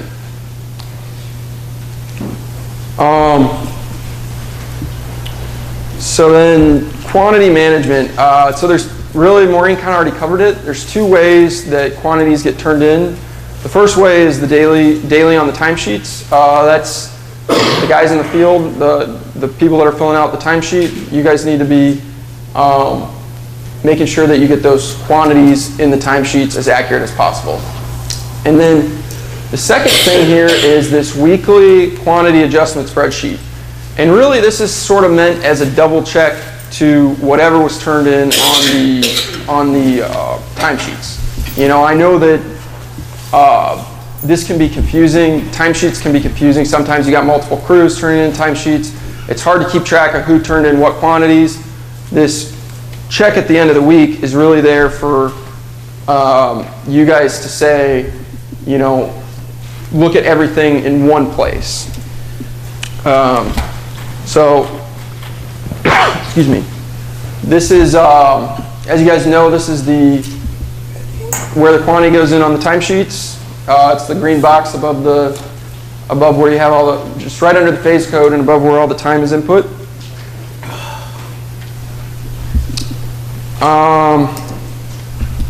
Couple notes on that, I guess, is, you know, I know sometimes with certain phases it can be confusing about, and I think Warren was already talking about it a little bit, it can be pretty confusing about where, what you're going to put in for a quantity. One of them's drill and epoxy. You know, if we drilled 100 holes, do we put 100 in? In general, no. If it's split up like that, if you drill 100 holes, you put 50 in for the quantity. The big thing to remember is if you have questions, you can always ask the project manager about it. Typically, the project manager should know the way that quantities are supposed to be turned in for a job. Was that what you just said, meaning that you put in, if you drill 100 holes, say that one more time, Peter, please? If you drill 100 holes for a phase like drilling epoxy, where it's kind of a two-step process, right, and there aren't that many phases that are like that, I guess. Drilling epoxy, set up and form, or set up and pour, hand pour, stuff like that. If you drill 100, yeah, basket. If you drill 100, you're just going to claim 50. You put in 50 because you've only done half the work. So, excuse me. If you once you finish that, once you epoxy, that's when you can claim the next 50. So you should have 100 total. See, I wait until they do the epoxy and then do all of them once. Because then it gets, you lose track of where you're at. So if you don't, as good as stuff completed. And that sounds like a strategy, Warren. Does that mess up the hours or the labor for that given day? It may make the sheet look funny because you're not claiming quantity for that day. You had time in for it. Right. Yeah. Okay. But the problem is that if you go and you specialize something with drilling epoxy, okay? Let's say that you got guys that have got a 5-banger drill going, okay? And they're steadily heading down the interstate. Okay? And they started drilling 3 days ago.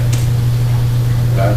So you got 3 days where you turned in half quantities. Now you got the epoxy rig that's starting up. And Gerald's got 2 guys and they're steady running the epoxy rig and pushing bars.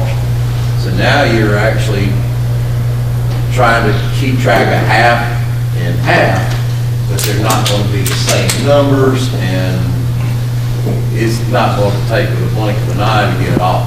Yeah, it can get real confusing real fast. Yeah. So to me, I've always just said I do it as far as when something is actually work completed where you're going to get paid for it. Even if it's an incidental item, say like drilling epoxy, it's not a pay item, but it's stuff that's actually incorporated into the work as a finish, is that part of that finished product. And then when that part's over and done with, that's when I find the quantity. And that's less mistakes and more It's just, accuracy. Well- it's less mistakes. I think, and just to play devil's advocate a little bit, I think you'll find that different project managers kind of like to do things differently. Yeah, and so my personal preference, or what I think works best, is if you try to have everything kind of balanced by the end of the week. If you're not necessarily getting it exactly right, or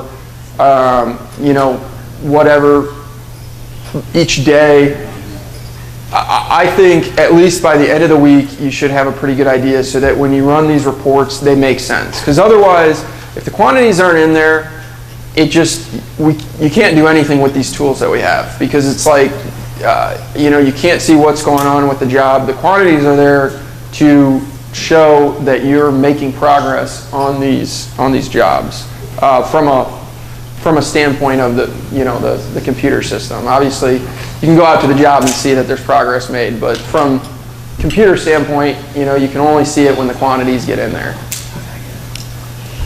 So this is for the project managers. This is I think most of you guys have probably seen this. This is the quantity adjustment spreadsheet, and I'm not going to go over it, but basically once a week, you can go into this spreadsheet, you can see all the quantities that were turned in one place, and you can make adjustments up and down however you need to if there's a mistake. One big note about this is this spreadsheet works best if you complete it each Tuesday before 1 p.m. So Monday night, all the time, all the quantities are in the system. Tuesday morning, go into the spreadsheet, make the adjustment, send it out to Natalie by 1 p.m. That is going to make your life a heck of a lot easier. And that's kind of why I've been trying to send that report out on Tuesday mornings and just remind everybody to try and get those quantities to Natalie by 1. If you try and do it outside of Tuesday, I can just tell you it's not really built to work that way, and it can be a little confusing. The spreadsheet uses something in Spectrum called pre-time, and what that is it means that it's got these quantities that are sitting there that are kind of waiting in the system to be approved. They're waiting for payroll to push a button that says it can go into the permanent record for that job. So the best thing to do, the easiest way to do this is sit down Tuesday morning, make sure you know what your quantities are supposed to be, and then fix them then.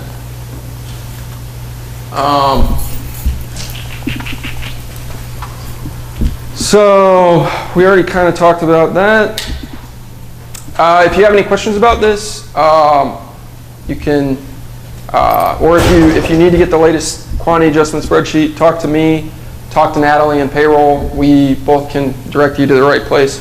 Or, as always, if all else fails, talk to Renee. I'm sure she'll be able to to get to us. Spreadsheet or timesheets and quantity management, as Maureen said, training is available. You just have to talk to us. And Maureen's trying to get out more. We know that everybody gets busy on the timesheet, and training is one of those things you just keep putting off.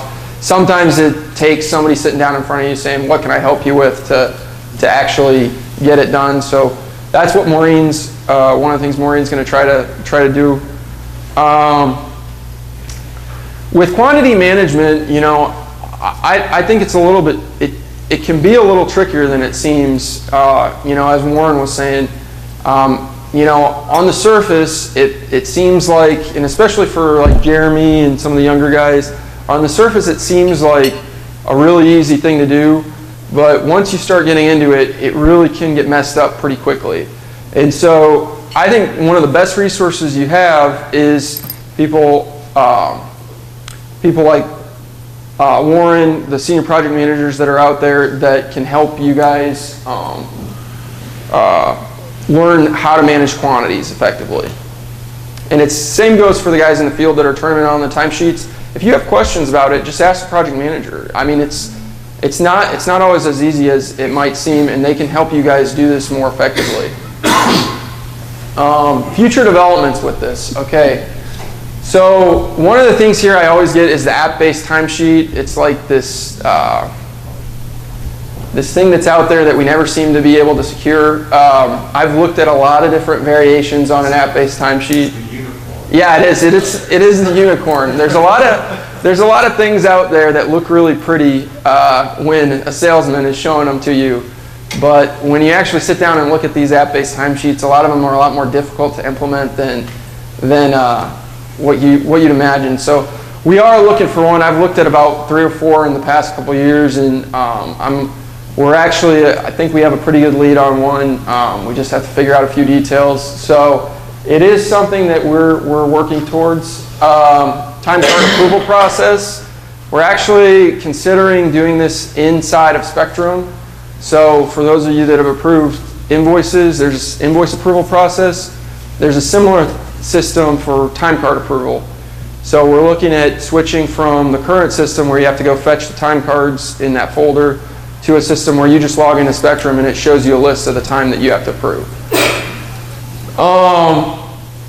One other improvement, paycheck stubs are, I don't know a lot about this. This is more of a Natalie thing, but I know it's on the horizon. They're going to have a system where you can go in, anybody can go in online and retrieve your paycheck stubs. And I believe the W-2s are going to be there as well. So you don't have to worry about getting those in the mail. We're working on better automated daily reporting, better training offered on demand. One big thing that I just like to reiterate is that turning these timesheets in on time and approving them on time just helps tremendously with this stuff. If the information's not in the system, there's not a whole lot we can do with it in terms of reporting, automating some of these things. So it really, really, really helps a ton to have that stuff in there. All right, so the next part is project management tools. This is probably going to be geared a little bit towards the project managers, but it's good for everybody to kind of know what's out there. So I'm going to run through it really quick. Bluebeam is a program. The first one here is Bluebeam. It's a program that we started using a few years ago. It's a PDF markup program, so basically it just lets you take the plans, draw on them and color on them inside your computer. You can save it, you can email it out. It's a very, very useful tool. In general, one of the things they always put on their website is that you can do takeoff 70% faster with this. I would even argue that, if you really get to know how to use it well, you can probably do it even faster than that. There's a free trial version. If you're interested in using this, go ahead and download the free trial version. It won't hurt. If you like it and you think you'll use it on a regular basis, let me know, and I will hook you up with the license for it. So some of the features of this software is, like I said, you do takeoffs. You can get quantities, go through the plans, get quantities. It'll summarize them at the bottom of the sheet. You can export that into Excel or another program, and it just makes the whole process very, very efficient to do quantity takeoffs. There is an app-based version of this, so I know we don't really have a lot of iPads out there that people are using, but if you do have an iPad or Android tablet, even if it's a personal one, you can. I think I used, when we were out on Greenwood, I had an iPad mini, personal one, and I downloaded the Bluebeam app for $10. And I ended up doing the punch list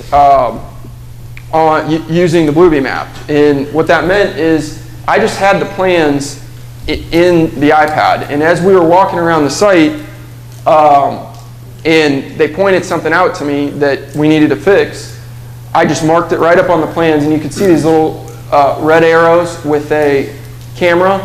So I'd mark it up on the plan, write a little note what needed to be fixed, take a picture of it, and it would keep it all right there on the plans. So then when I got back into the office, I plug in the iPad and open up that file, push a button, and it runs a report just like this. It's got a picture for every punch list item that needs to be fixed. It shows you right on the plan where it is, and it gives you a comment exactly what needs to be fixed there. And I know that, you know, Tim's worked with something similar, right, out at Hartsfield. And does it make it a little bit easier to do the punch list? It was awesome. Yeah. Yeah. So it, you know, when you're looking at it, I know when you're looking at a punch list, a lot of times it's like you get a note in a general area, and you're sitting down there like trying to figure out what the hell they want you to do. This can help make that so much easier. So there is training available on this. There's various options. Actually, this link that I have, they've got YouTube videos, they've got free stuff. They've also got, if you're more of a you want structured training, there is Bluebeam Basics class and a document control class.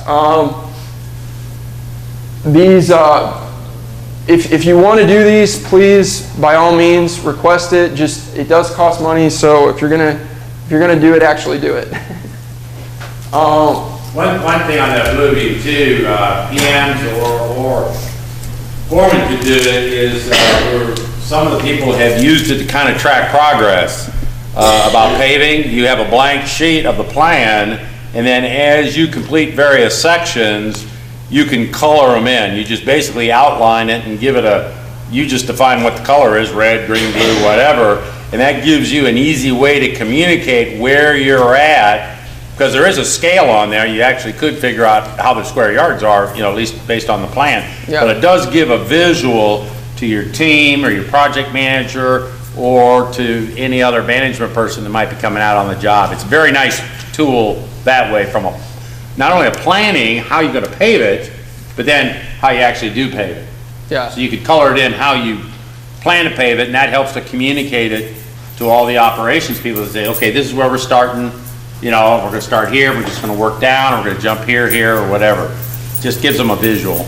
Yeah, exactly. No, I mean, it's a great example, and I know that, like, anybody that worked on the Hartsfield, the Concourse C, Concourse D jobs, you know that those jobs, they were jumping around all over the place. And for me, this was a lifesaver because I just had a plan where every time we would do a pour, I'd color it in and keep track of, you know, exactly what we had done and what we hadn't done.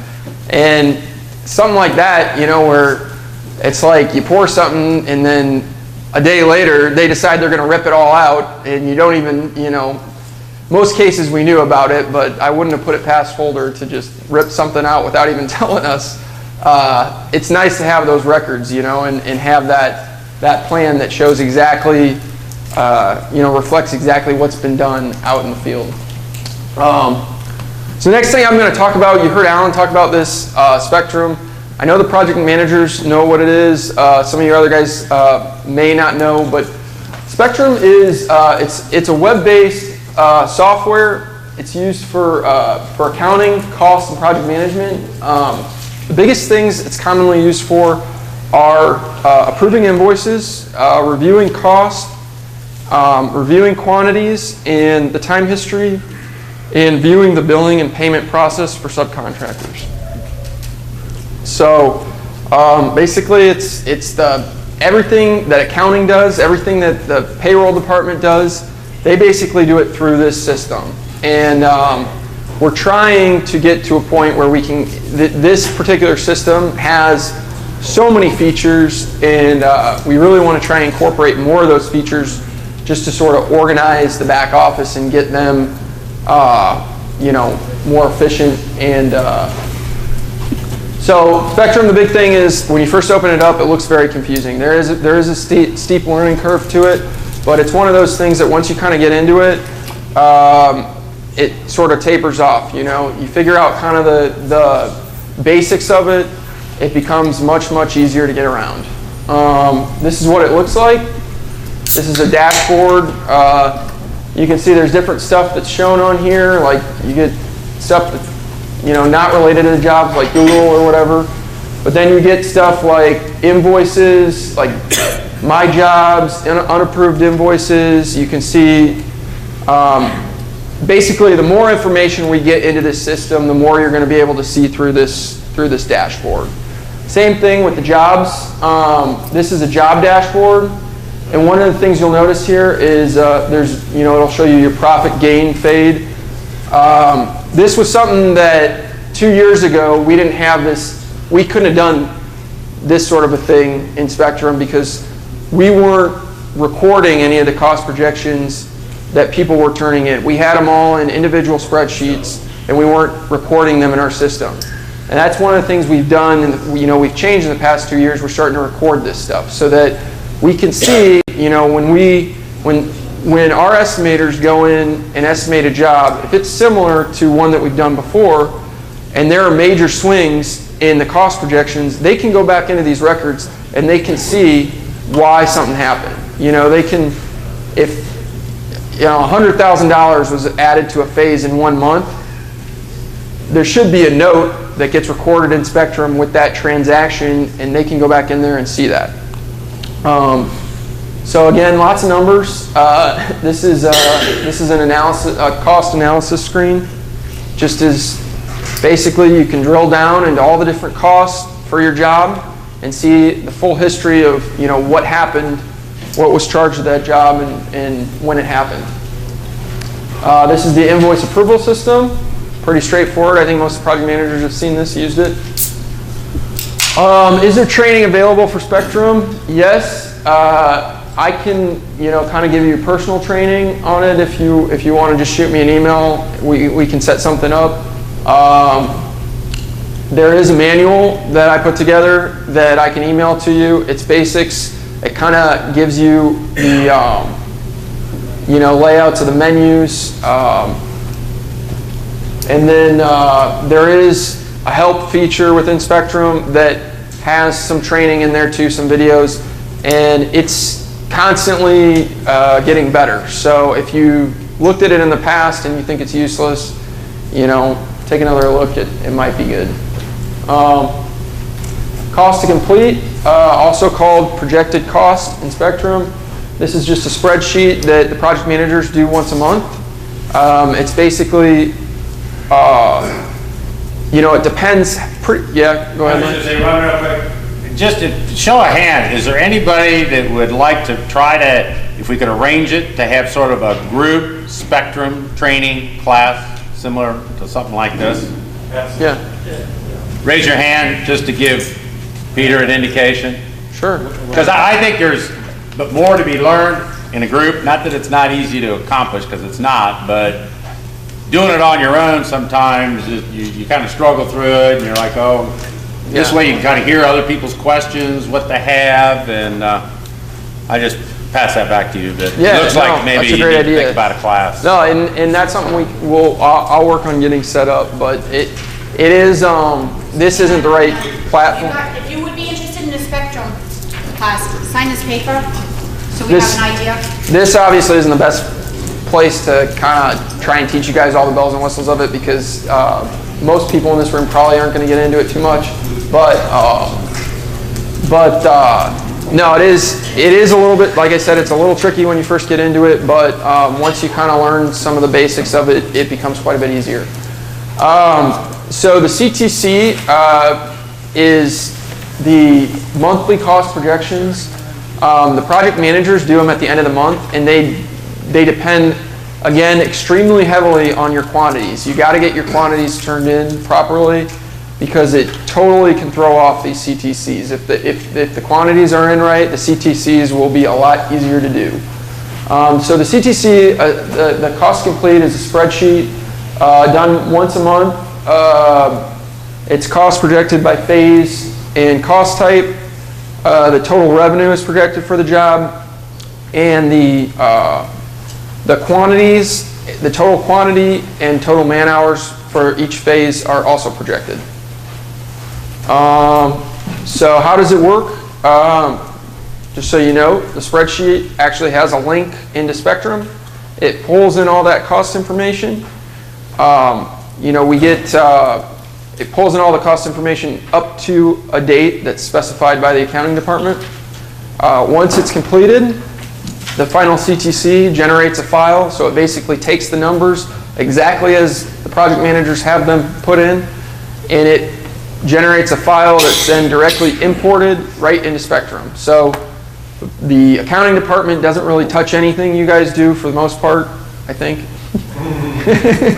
In theory. In theory, no, I know sometimes Tom and Erica and Alan get their hands on things and they, whatever. That's another story.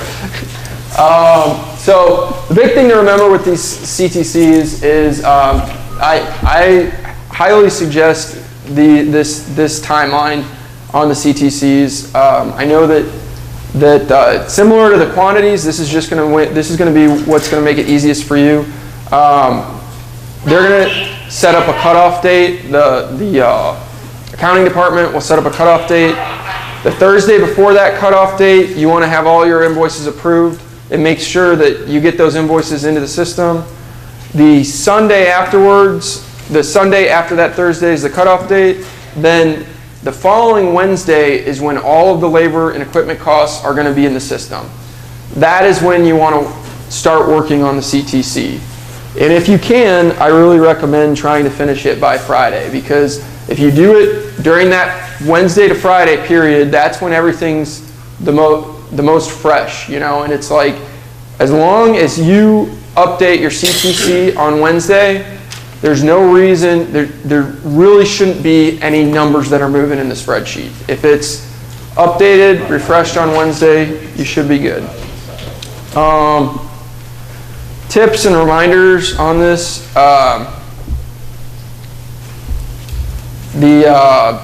Refresh the spreadsheet to ensure all costs prior to the cutoff date are included. That's just before you turn it in. That's a good habit. You want to always review the cost summary sheet. One of the things I changed, and that's one of the tabs on the spreadsheet. One of the things I changed on that summary sheet is that, for those of you who haven't noticed, the titles on the phase code are all hyperlinked now. So you can click on the title, it'll shoot you right back to the detail part of it. So it's meant so that you can kind of jump around a little bit quicker there. And then the last is the financial summary sheet.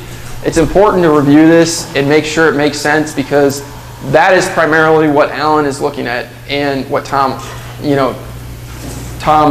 Erica in the accounting department are going to be looking at. They want to see just the overall, what's, the big picture. So CTCs in Spectrum, I just want to say that in Spectrum, the CTCs are called cost projections. Same idea, it's just a little bit different name. They are imported into Spectrum. You can see there's on the job dashboard and things, you can see there's something called projected, there's different apps. This one in particular is a gain or fade. And this green line here is showing you the projected cost, and the red one shows you a revised contract. And then down here are dates. So you can see as we went through this job, this was a good one. Costs just started to go down, whereas the projected contract value pretty much went down a little bit, but for the most part, it remained the same. That's made possible by importing these things into Spectrum.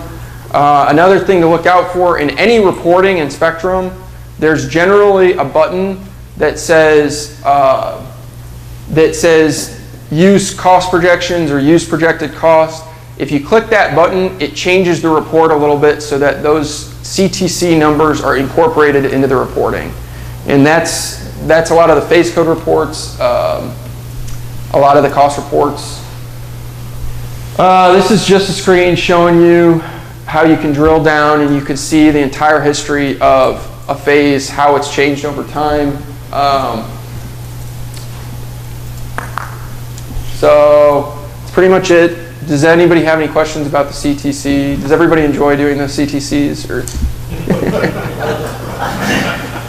it's a question I already know the answer to. So. Well, I wish you could do it by percent. I wish you could make it do stuff by percentages. Yeah. As far as just percent complete for this, like especially on certain things. Like,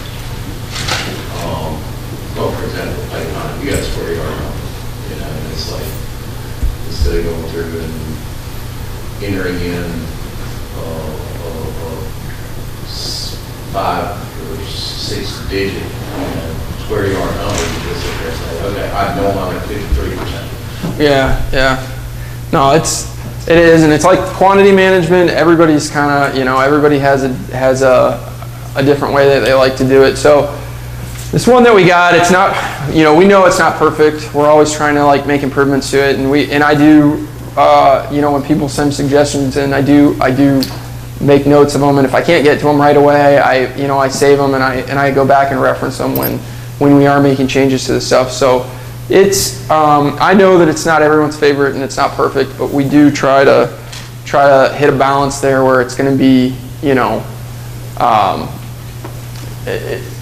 it's going to be, provide the most benefit for the most people, I guess you could say. So future developments with this stuff, we're trying to, right now, I'm kind of focusing more with the back office. I'm trying to improve the change order, subpayments, and accounts receivable process. Has anybody ever had any issues with subpayments? So what we're doing here is we've got accounts receivable. Accounts receivable is pretty much not going to be working outside of Spectrum anymore. There is still going to be this accounts receivable spreadsheet that exists that some of you may be familiar with, some of you may not. It's no longer going to exist. It's now going to be accounts receivable is going to be all done in Spectrum.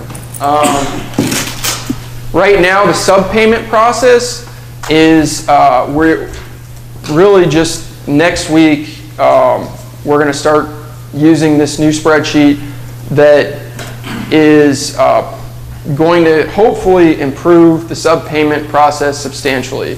The spreadsheet kind of takes all this stuff that was being done manually by Deb, the woman in the accounts payable that was paying all the subcontractors, and it automates that process so that she no longer has to kind of figure all that out. It's just going to sort of automate it, and hopefully it will make these much more consistent, much better. We're still going to review them. You're still going to review them, but hopefully it won't take you quite as long as it used to. So that's the main goal there. Change orders and change requests. This is something that has been on the agenda. I'm hoping it'll happen this year. It's a pretty complicated system, but if we could get it going in Spectrum, I think it would be a great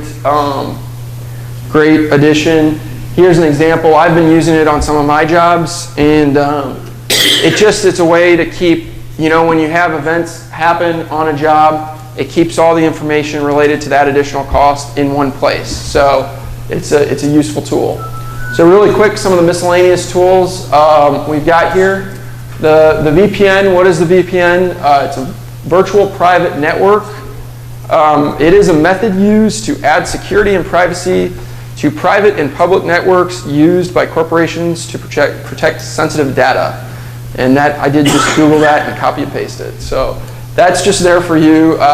Basically, it's something that you need to use to access McCarthy Bush Corporation, McCarthy Improvements, internal information.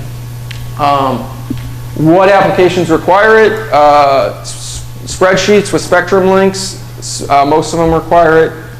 You need it for the S drive access, which is going to eventually, I guess, go to the T drive, just a different letter, pretty much same idea. And then sometimes you need it for Spectrum. How can you get access to it? Can anybody guess? Call Renee. Call Renee. The other Renee. Yeah. Renee Zavala, yeah. So the S drive is, excuse me, the S drive is a file storage system. It's all the different folders. We used to have the M drive in the southeast. You don't even have to worry about that anymore. It's going away. Basically, it's where you can store all the files. One of the big things is what a lot of people use Dropbox. I know it's a popular thing. It's not officially sanctioned, but I know I use it for my jobs, and I know that Mike does. I know there's a lot of people that use it because it's convenient. One thing I can tell you that I'm hoping will happen in the next year is, or actually even sooner than that, you know, the next couple months maybe. Now that all the project managers have a subscription to Office 365, we have something called OneDrive. OneDrive allows you guys to store all the documents on something that's extremely similar to Dropbox. So another software we have out there is Hard Dollar. It's used for estimating. In general, project managers don't use it a lot, but you can get in there to get information about the job. There is currently no training on it. It's, like I said, it's primarily estimating, but if you need access to it and you want help with it, Maureen can help you with that. We have Skype for Business. It's used for online meetings. You can use it to chat with coworkers, talk with coworkers about stuff you don't want to email. Most people, I think, that had Office 365 installed should have Skype for Business, and it should be set up where it pretty much automatically loads up when you start your computer. I would recommend it if you have a quick question for somebody. It's a lot. I think it usually is a better way to do it than email, just because you don't have to go back and forth. It pops right up there on their screen. You know they pretty much see it right away. So if you need to download Skype for Business, install it on your computer, you can either contact Renee or contact RK Dixon, and they can get you set up with it. So we're working. It will work with people that have regular Skype too. So if you wanted to have a vendor meeting, per se, you wanted to work with a subcontractor or something, they don't have Skype for Business, it will work with that also. Yeah, exactly. So we're trying to use Skype for Business as a tool for all of our meetings. I think that's kind of going to be in the next few weeks here. I think we're going to roll that out a little bit. One of the last things here is SharePoint, and this is a future development. I just kind of wanted to bring this up because I know earlier Jim was talking about the McCarthy Improvement website. SharePoint is something that we think is going to kind of help replace, to some degree, replace the S drive, but I know that if anyone's been here long enough, I know that we experimented with SharePoint I think when I first came on board, they were trying to use it. Was anybody around then that remembers it? I was around. Larry? What we did then is nothing like what we're going to do now. I mean, it's a totally different thing, totally different system. The idea behind it is that it's going to be a tool, it's going to be a place where all the project documents are going to be stored that's really easy to navigate. On the front end, it looks like a website, you know, so you go, there'll be like a picture of the project, there'll be different buttons that you can push that say go to the drawings. On the back end, the project manager is just putting all this information into folders on their computer, and it's automatically updating the system. So Jeremy can be managing all the project documents, he can be updating the drawings, he can be putting all the RFIs in a specific folder, and then Carl can go on this site and just himself look at the latest stuff. The other bonus of it is that you can actually set it up where it emails somebody when an update happens. So when you get a response to an RFI, Jeremy puts it in that folder, it automatically shoots out an email to Carl, to Mike Gettu, to anybody that's subscribed to that project. It's a really cool thing that we're working on. On top of all the stuff it has for projects, it's going to be a place where corporate puts all of that information, all the HR information, anything that you want to access on a regular basis, or maybe you have to access every few months, but you don't necessarily know who you need to contact, or you don't want to send that email out. This is going to be the place where all that information is stored, and should hopefully be a lot quicker, easier for you to find it. So just last thing here, this Yeah, this is the list of what things that you contact Renee for. It's, you know, it's no big deal. If you have issues with email, passwords, VPN, general internet access, general computer problems, Office 365, cell phone or MiFi or timesheets, contact Renee first. She may not have the answer for you right away, but she can definitely direct you to the right person. If you have stuff with Bluebeam Spectrum, Device Magic, you can contact me directly. I can help you with that stuff. And for contact Shelly. I think most project managers have met Shelly. If you've got questions about the CTC or the quantity adjustment spreadsheet, contact Shelly first, and she can help you with that.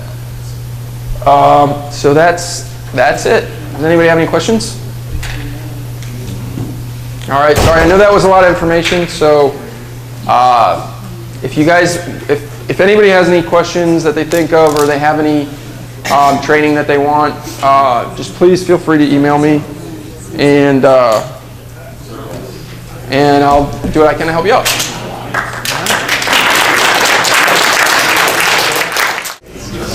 Hi guys, most of you know that I'm Greg Bell, the equipment manager here in the Southeast.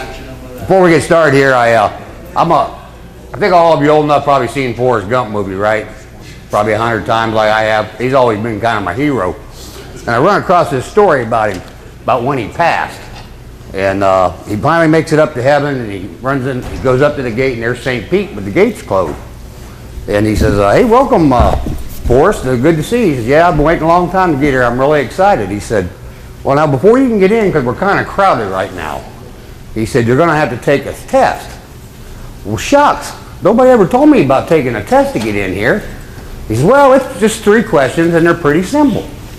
He said, so let's give it a try. He says, the first question is, what days of the week begin with T? Forrest is sitting there thinking. He says, well, give me the second question. He said, okay, it's another easy one. How many seconds are there in a year? Forrest says, wow, I thought I took my test on Earth, but this is tough. What's the third one? He said, what's God's name? He said, well, you're going to have to give me a minute. I got to go figure this out. So the next day, Forrest shows back up. He says, okay, I'm ready. He says, okay, your first question is how many days of the week begin with T? He says, well, that's easy. That's 2. Today and tomorrow.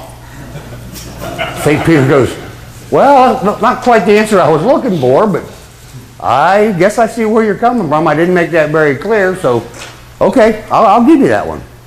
So let's go on to the next question. How many seconds are there in a year? He said, oh, that one's way easier than the other one. He said, there's 12. St. Peter goes, what? 12? How'd you come up with 12? Well, there's January 2nd, February 2nd, March 2nd, April 2nd. Okay, I see where you're coming from. That wasn't what I was expecting, but I'll give you credit for that. So, okay, really kind of afraid to ask this one. What's God's name? He said, oh, that was the easiest one. Andy. He says, Andy? Yeah, because it's in the hymn. And he walks with me, and he talks to me. All right, here's the agenda, what we're going to go over today. Safety, merger, yard moves, logistics, fueling, rentals.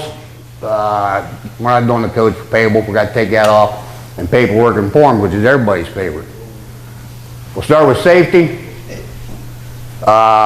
We've had two employee incidences at the yard this year with injuries. Just one of them was an equipment guy. No lost time. He did have some restricted duty. He cut himself with a grinder. The sad thing about that was the other employee that got hurt did the same thing, just with a different grinder. So as far as traffic accidents, we just in the equipment department ourselves, with my guys, we had 5 traffic incidents. One was serious with the other driver going to the hospital, and that was basically a guy pulled ran a red light in front of our guy, and we T-boned him. Of course, again, that wasn't our fault. We had 3, not our fault, that we got rear-ended. One of them was the Xavier down there, parked next to the side of the road. Guy runs off in the lane closure and hits him. And then we had one back over where our employee, okay, Xavier's wasn't in that.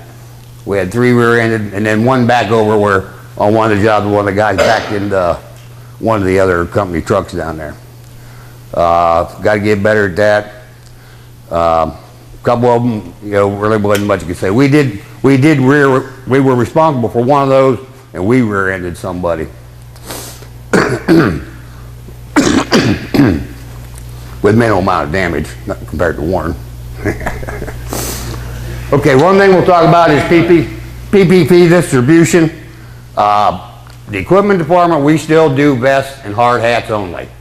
Okay, we don't do any of the other equipment. We got a few miscellaneous things there. If you're there, you can pick up, but don't order anything. Anything else all goes through pro contractors. There's a form we fill out, you email it to them, give them an address, PO, they get it to you. Now we're buying all I'm buying the vest and the hard hats there too.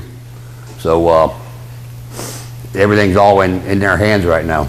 I see a lot of times on the PO list where we're sneaking out and we're buying safety stuff at Granger and Lowe's and stuff, so let's try to take advantage of our pricing here that we got. The job site signs, which has been new this year, we've been having them distributed so far to Santee, Dublin, the Lee Road ones, which now are going to one of the new bridge jobs. We just took a set, the last set I got, Larry, we just took to Savannah, like last week, and then we got some at Augusta. I'm sure will be going to the airport. That was the little signs there. I don't know who put my name on that, but that must be Greg Bentley. I want to speak briefly about the merger. I don't want to go into a lot of detail. First, I think it's absolutely gone great. I think we've inherited a bunch of good people. I know you guys have fit right in with our system, and I've tried to fit in with yours. And so people-wise, I think it's been a great, you know, a great thing for the company to do. And I hope that me and some of my guys are providing some stuff that you didn't have before. I know Warren and Kevin, some of these guys, they used to somebody renting their equipment and taking care of trucking and stuff like that. So I hope these things are helping you guys out and freeing you up to do what you need to do. The assets, you know, it's been a long year determining what, you know, we had way too much equipment when we got together. And it's been a long year going through this stuff, sorting it, what to keep, what not to keep.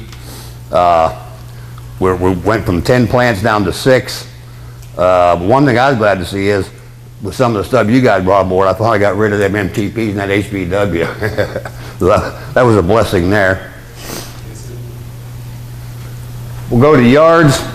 I know Alan touched base on this a little bit ago. I forgot to change that picture too. That's the old Bellamy yard. There's the address of the Welcome All and then the Greenville yard, and we have one down in Tyrone. I work primarily out of the Atlanta yard, as does Slade, my trucking logistics manager. We don't currently have a mechanic assigned there because we don't have a real big shop area anyhow. Right now Eric's kind of filling in as needed there. Doug's been in there giving us a hand, and we use Orby when he's available. Xavier works out of there, and also out of there we get the bulk oils and the bulk fuel. Daniel, our low boy, runs out of that location. And pretty much at that yard is where we got the safety items, the form pins, easy drills, bridge items, traffic control, some string line items. We do have a couple pavers and a couple cure carts there right now, but we got a lot of miscellaneous stuff there. Greenville is around up there by Taylor Ball. There is where we're taking all our large trailer containers, lab connexes, stuff like that. Got a little more room up there. He has a better shop than we do, so he's doing some work up there on that. Some spare parts. Then we have Tyrone, which is just kind of a fill-in. Probably shouldn't really be down there, but most of the stuff down there is concrete plant stuff, lab connexes, that type of big items that just take up a lot of space, and didn't really want to spend the money to truck it all the way to South Carolina. move on to logistics. We do our DOT. Had a good year DOT wise. Our rating continues to go down, which is a good thing. We went through 17 inspections, had one minor violation for some kind of light that was out on one of the vehicles. Now, these are primarily, mainly my guys as a report I see, so mechanic trucks, low boys, that type stuff. As far as the logistics there, we hauled 678 loads last year. That's our truck, outside trucks, which included 9 plant moves, 8 super loads, and we logged 54,000 miles over 9 states last year with our low boy. Now, one thing, Carl, is on-site moves only count as 1 move, so, you know, so when you move 10 things down, you're only getting 1, so I don't want you to think I inflated my number there. One thing we're doing is we're also utilizing our 1-ton and gooseneck a lot more, and we've been trying to utilize it for our smaller stuff, and that's worked out real well also.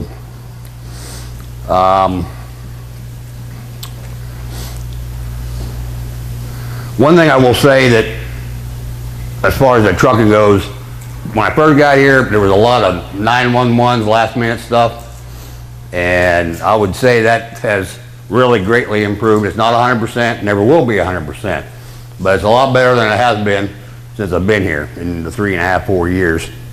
And I appreciate that. You know, we're looking for 24 to 48 hours. You know, I had some personnel changes with Danny and Burnboat leaving, and Slade's picked up, and he's picking up everything pretty well, keeping us going. One thing is, you know, we got the phone app, and you can make requests and stuff like that, and we'll talk a little bit more about that app later on when we get into the paperwork here. One thing too on the trucking, I think it helps is we send the trucking report out, usually on Friday, we hope, if we get the right information. On there it shows you the carrier, hopefully the cost, what we're picking up, who the contact pickup is, unload, approximate times, so kind of give you an idea what you're going to spend for us to pick something up or drop something off. That's a never-ending. Again, 911s have dropped off, but it seems like there's a constant revision on the sheets, but at least they're revising it a couple days ahead of time. So, one thing while we're on DOT and logistics, I want to caution everybody about running around with overweight trucks and overweight trailers, okay? You know, we're held to a standard with these things. These trucks have got limits, and what it is, how I'm seeing this, you have your tool trailer, you want me to go pick it up. Well, the first thing I do is I take it to the scale, and if it's overweight, I ain't taking it. And 9 times out of 10, when you get in these trailers, there's grout, there's burlap, there's stuff you're probably going to need, but really doesn't need to go down the road and add a lot of weight to that stuff. So, guys hauling tools and stuff, I'm telling you, there's a lot of liability with these trucks going up and down the road as it is, and when you're overweight, something happens, we're all going to get in trouble. So, you know, we've got to tighten up on getting our vehicles and our trailers in their weight limits.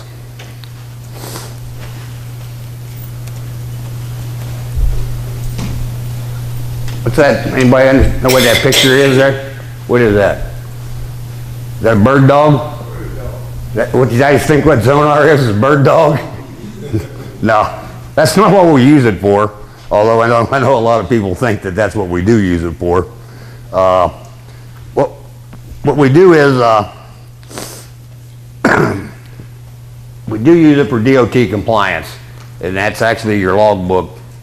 And coming 2017, that's going to be mandatory. That everything has a, there won't be no more written logs like there is now. So, might as well get used to doing this. Now, I got to get around here soon and get it installed in some more Ballinger vehicles. One thing I found out, excuse me, that we're going to be, I'm actually going to have to install this in some of the handhelds in the 250 trucks. Because if you're gonna have a 3/4 ton truck and haul a trailer, and you're gonna be over 10,000 pounds, Iowa's telling me now they want a handheld in there. So I'm evaluating that now, and that'll just be more missed inspection reports and me sending phone calls and emails that, hey, no inspection. But reasons we use these, more uses for the Zone R is the fuel taxes.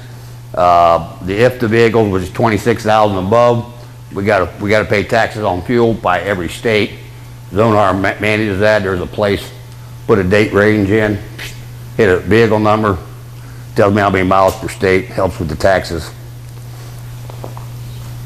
Theft protection, basically we've gone in there and we've fenced most of the jobs, and we're setting it up now where if that somehow in the middle of the night that goes outside that fence, we'll get alert. I don't know why we haven't set that up yet, but it's a good way to, I think, out of the 7 most stolen equipment, 4 of the 7, the top, 4 states that we work out of down here are in the top 7 of equipment value stolen.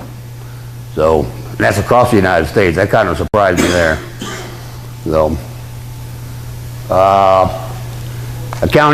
accountability, which is hours, utilization, idle time, and speed. When you guys turn 8 hours, turn 16 hours a month in on your time card, and someone tells me it was 160, I get a little disappointed. But that's one thing we can check here on how many hours we're putting on it. We're getting ready to set a maintenance plan up inside this, and that'll be helping us there on that. Again, I mentioned about installing the remaining trucks and some of the 250s. We're halfway home. I think that was the last pour down at Carterville, wasn't it, Steve? Or Rome. Anyhow, fueling, touch on it real quick. You know, we come up with the fuel log, and I'm not sure, I don't see those because that should be just a tool for the project managers and your fuel guy, whoever, how your fuel is getting distributed. What I do manage is Xavier and any bulk fuel out of the Atlanta yard. And what happens there is he fills the log out as he goes around and distributes that fuel. I have a spreadsheet. I put the gallons to the job per week. I keep track of deliveries. I send that up to Erica in Iowa. I try to copy the PMs on it that I'm charged, or that's going to get charged with that, and then she does the billing of that fuel out. That, as far as I know, it's worked out real well. You guys would know better than me. Mr. Culpepper and Get To ain't ringing my phone, so I guess it's going along okay.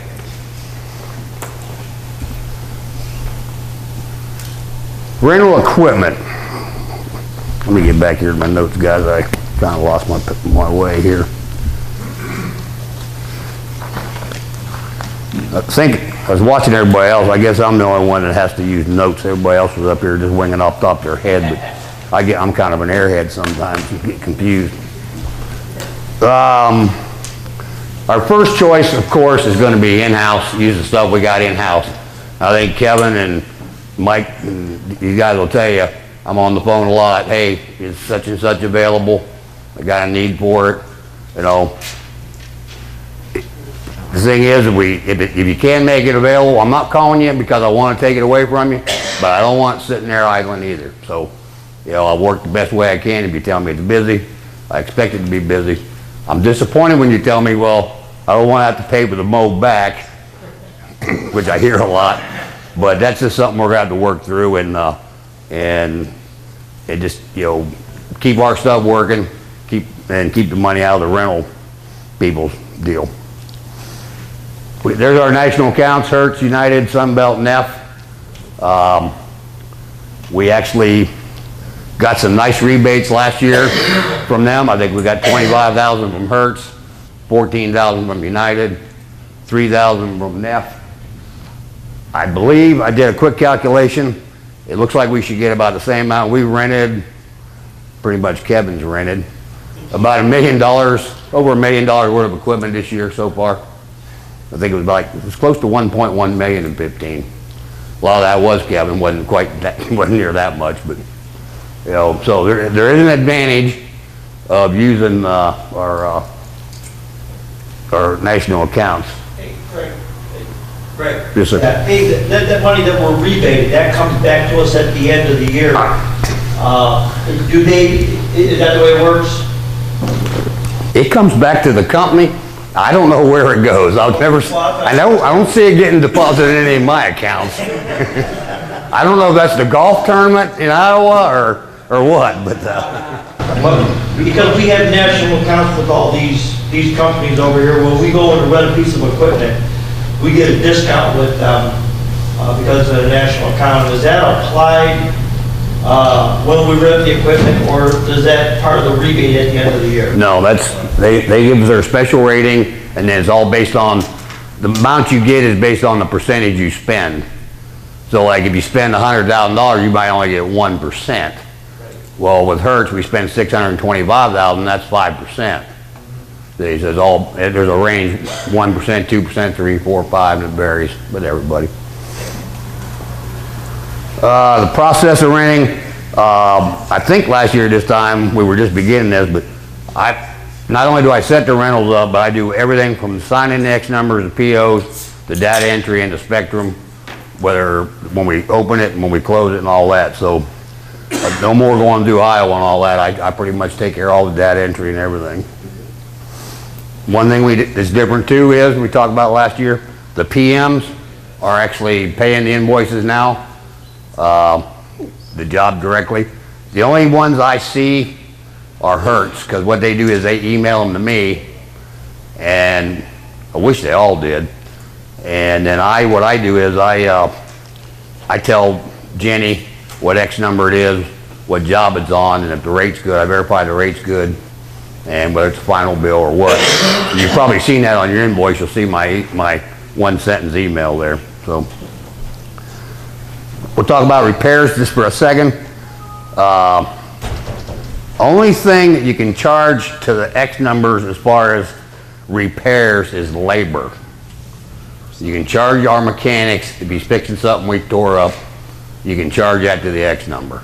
If it's parts, and don't ask me why, if it's parts, it gets charged to the same base code as that machine. Now, no rhyme or reason, but that's how it's set up.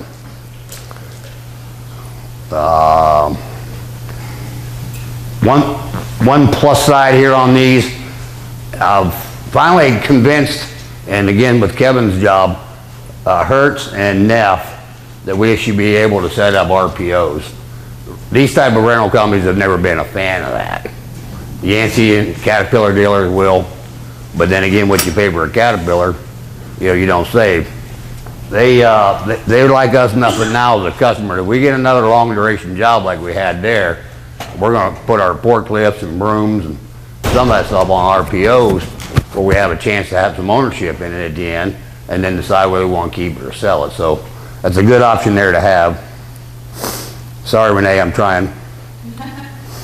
The rental log, does everybody see the rental log? I mean, I know some of the mechanics probably don't, and if somebody isn't seeing it, just let me know and I'll get you on the mailing list. I try to send it out once a week. I think I'm about 2 weeks behind right now. It's shows you the X number, job returns. One tab I have on there, and sometimes I hide it. I actually made a rental calculator, So there's your piece of equipment, and you go in there and put the duration you've had it, and it'll, like if you've had it 3 months, put a 3 in there, and it'll tell you the next due date. So if you're trying to figure out when I want to get rid of this, because you understand, once you keep something more than 10 days, you're almost damn near into the month. So it just kind of helps you plan that, well, can I get this out of here, or what are we going to do? But sometimes, like I say, I hide that, and so you might have to find it.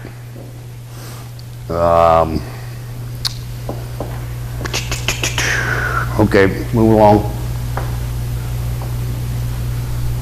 I always like that one too. No job is done, finished till the paperwork's done. Okay, how many of you on here have got the app? I mean, last year we had a long discussion about the paperwork on the equipment, you know, whether it's inspections, and we'd come up with this app, and on transfers and everything, and to be honest with you, there ain't a whole lot changed. The app's out there, and you see the report that Peter sends out. See, up front we were using it quite a bit, and it's pretty much tanked off now. So, I mean, I don't know how much more I can help beg you to how useful this stuff is as far as gathering hours for information and everything. Now, I understand that the daily inspection is a little tough because you don't have enough people. You might have 5 pieces of equipment and taking pictures every day, and that's just something we'll have to work with Peter on and see how we can get that.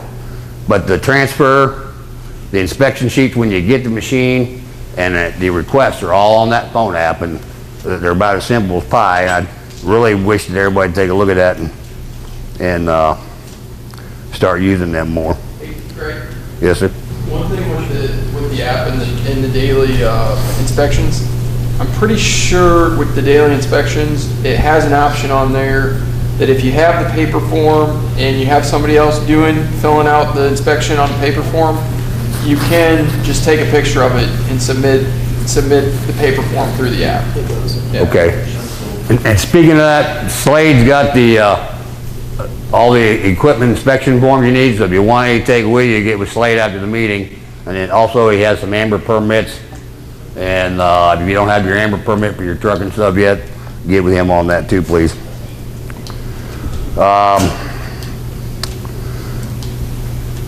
Okay, enough spanking on the paperwork there. Hour reporting, again, it's gotten better on your time cards. I'm still in the poorhouse, but that's okay, I guess.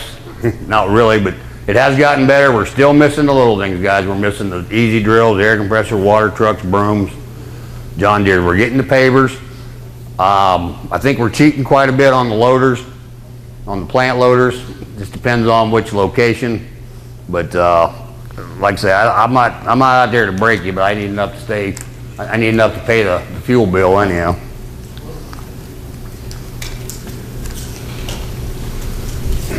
The mission for 2016, first of all, be safety. Is my people will continue to do anything we can for the safety department, and any help we need as far as distribution and anything we can do on that stuff. I've always told my guys a service, that's all the equipment department is nothing but a service department. We're just here to serve you guys, however we need to keep you guys, make your job successful and McCarthy successful. So I'll catch 2 words at one time. I'm trying, Renee. Staffing, I know Alan kind of touched base on this a little bit. Primarily the Steve Johnsons, Doug, and those guys, they're pretty much controlled by operations. I'm their support. I help them out any way I can. I don't direct them where to go or whatnot. They keep me in the loop. I keep them in the loop. Eric right now, with Steve not really needing anybody, Eric's kind of helping me out.